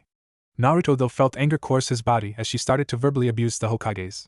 But her next words made Naruto snap. Humph, the old man had it coming to him anyways, Tsunade said with no emotion whatsoever. Naruto snapped the glass in his hand and leapt on the table, his face so close to Tsunade's that their noses were almost touching. How dare you say that about the Hokage? Who gave you the right to say something like that? I beat you to bloody pulp even if you're a woman, Naruto whispered to her in pure malice. Tsunade, however, being such an experienced shinobi, merely shrugged off Naruto's action and told him to prove it by backing up his words. Naruto was at a handicap for having only one arm, but also her being a Hokage-level shinobi. Naruto knew he never stood a chance, but he had to show her what a Konoha shinobi is supposed to do. Tenten, however, was shocked that a person such as Tsunade would stoop so low to insult her former teacher and to pick a fight with a handicapped boy. Naruto and Tsunade faced if she said she could beat him with only one finger. Naruto, however, felt angered that she would insult him by saying how weak he was, that she only needed one finger. Before I flick your pathetic little head, tell me, why do you get so worked up when someone mentions the Hokage? Tsunade asked with curiosity towards the QB vessel. Naruto smirked, however, when she asked this. Because becoming Hokage is my dream, Naruto said with fierce determination. But when he saw Tsunade's reaction, he had a chance and charged his level Rasengan. Jiraiya smiled at Naruto's words and knew he was the kid who could bring back to Konoha. Tsunade saw Naruto approaching her at the last second and kicked the ground and made Naruto quickly jump back, dispelling the Rasengan. Jiraiya, why did you teach such a pathetic shinobi a great move like that? He doesn't deserve it, he hasn't even mastered it, Tsunade finished with a grin while looking at the seething shinobi. Don't worry, I will master this move in a week's time, Naruto replied back with a cocky grin. Tsunade laughed at Naruto and bet him that he wouldn't be able to master it at all in a week, but if he loses he would have to give his money and Gamachan to Tsunade. If he wins he would get her necklace. Of course, there's no way a shinobi like you can win, I mean you practically useless with your arms, Tsunade said with a sneer, but for Naruto that was the final straw and he ran at her with rage. Unfortunately for Naruto, Tsunade flicked him with her finger and he went flying back, landing on his injured arm. Tenten saw Naruto being flung back and quickly and ran after him to make sure he was all right. Tsunade didn't even look back and started to walk away. How could you do that to someone has a broken arm? I came on this mission help fix Naruto-kun's arm and meet my heroine, Tenten said with angry tears coming out of her eyes. But now I see who you really are, Tsunade. You disgust me, Tenten finished with malice as she picked up Naruto and dragged him to the Shizen following him. Tsunade was stopped standing there, her eyes wide by the genin statement. She couldn't help but feel like a real bitch for killing someone's image of her. Naruto woke up to see it was still dark and that he was alone in his room until he heard someone crying. Naruto slowly got up to see Tenten was crying against the balcony, her arms wrapped around herself. Tenten-chan, what's wrong? Naruto asked with concern laced in his voice. Tenten looked back at Naruto with sad face and looked down at her feet. I thought coming here would make my dreams come true to see the legendary Tsunade, but I realized that she was nothing but a phony and I wanted to grow up like her to become a Tenten couldn't hold it in anymore and collapsed against Naruto, crying her heart out for her heroine breaking her will and her dream completely. Naruto couldn't help but feel anger when he saw Tenten cry, and it was because of that damn woman as well. Unknown to both of them, Tsunade was listening to Tenten's confession outside the door. When Tenten calmed down, Naruto noticed that she was fast asleep. Naruto laid a sleeping Tenten on his bed to hear Tsunade's apprentice come in and tell why Tsunade did what she did. I don't care why she did it, but she made Tenten-chan cry, and in my book that's unforgivable, Naruto said and started to walk out but stopped himself and looked back at Shizen. Shizen-san, could you please look at my left arm? Naruto asked Shizen, who looked a bit shocked but smiled and started to look at Naruto's arm. For a whole week Naruto trained non-stop trying to perfect the Rasengan. But to no avail, he only just properly got level 2 right, and his arm would ache from the intense surge of chakra.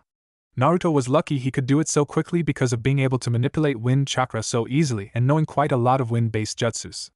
But he couldn't even form the Rasengan properly. It took the fourth 3 years to make the jutsu, but he never asked Jiraiya how long it took him to learn the technique. Naruto, however, wasn't thinking of this but trying to keep up with Jiraiya as they tore after Tsunade's path of destruction. From the looks of it, Tsunade had rejected that bastard's offer, which made Tenten smile, knowing that Tsunade wasn't all that bad.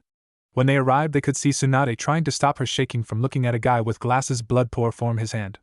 Naruto couldn't quite help but think where he saw this freak before. But Naruto couldn't dwindle on little thoughts like this as he was trying to avoid the huge snake that was attacking him. Naruto looked back to see Tenten trying to snap Tsunade from whatever trance she in. It was then he saw the glasses freak run after Tsunade. Naruto quickly leapt down and kicked the weirdo away. Naruto started to huff and poof from trying to avoid the idiot with the glasses. Naruto knew he had to reveal his trump card and threw off his sling and used his left hand to make a single shadow clone. Kabuto just smirked and charged the Kyuubi vessel. Tsunade was watching Naruto win a losing battle and she screamed for Naruto to run away. Run away? No way, I am going to prove to you I'm not a worthless shinobi and that a Hokage never runs away from protecting their precious people, Naruto said with a confident smirk and caught Kabuto's hand with his left. Naruto felt blinding pain shoot through his left hand. Even though Shizen had healed it, she wasn't as great as Tsunade. Naruto knew he must have broken it again, but he needed to hold the pain. Naruto's clone started to charge the Rasengan in his right hand and then plunged it right into Kabuto's stomach, sending him flying away. Naruto wanted to jump for joy for being able to do the jutsu with such ease. But his body spoke otherwise as he felt the blinding pain shoot through his arm and cough up a large amount of blood. Tsunade quickly rushed forward and started to heal the demon vessel, and when all hope was lost, Naruto brought his hand up to her necklace and took it, smiling, saying that he had won. Naruto wasn't able to stay awake as he drifted off into darkness. Tsunade started to cry as she placed her necklace on Naruto's neck. It meant that a new Hokage was already in the making. Ah man, it feels like I was hit by Raiden's punches and then told me one of his lame-ass jokes, Naruto said out loud as he brought his left hand to rub his eyes, but then realized. So you're awake, I see your hand is completely healed, you can thank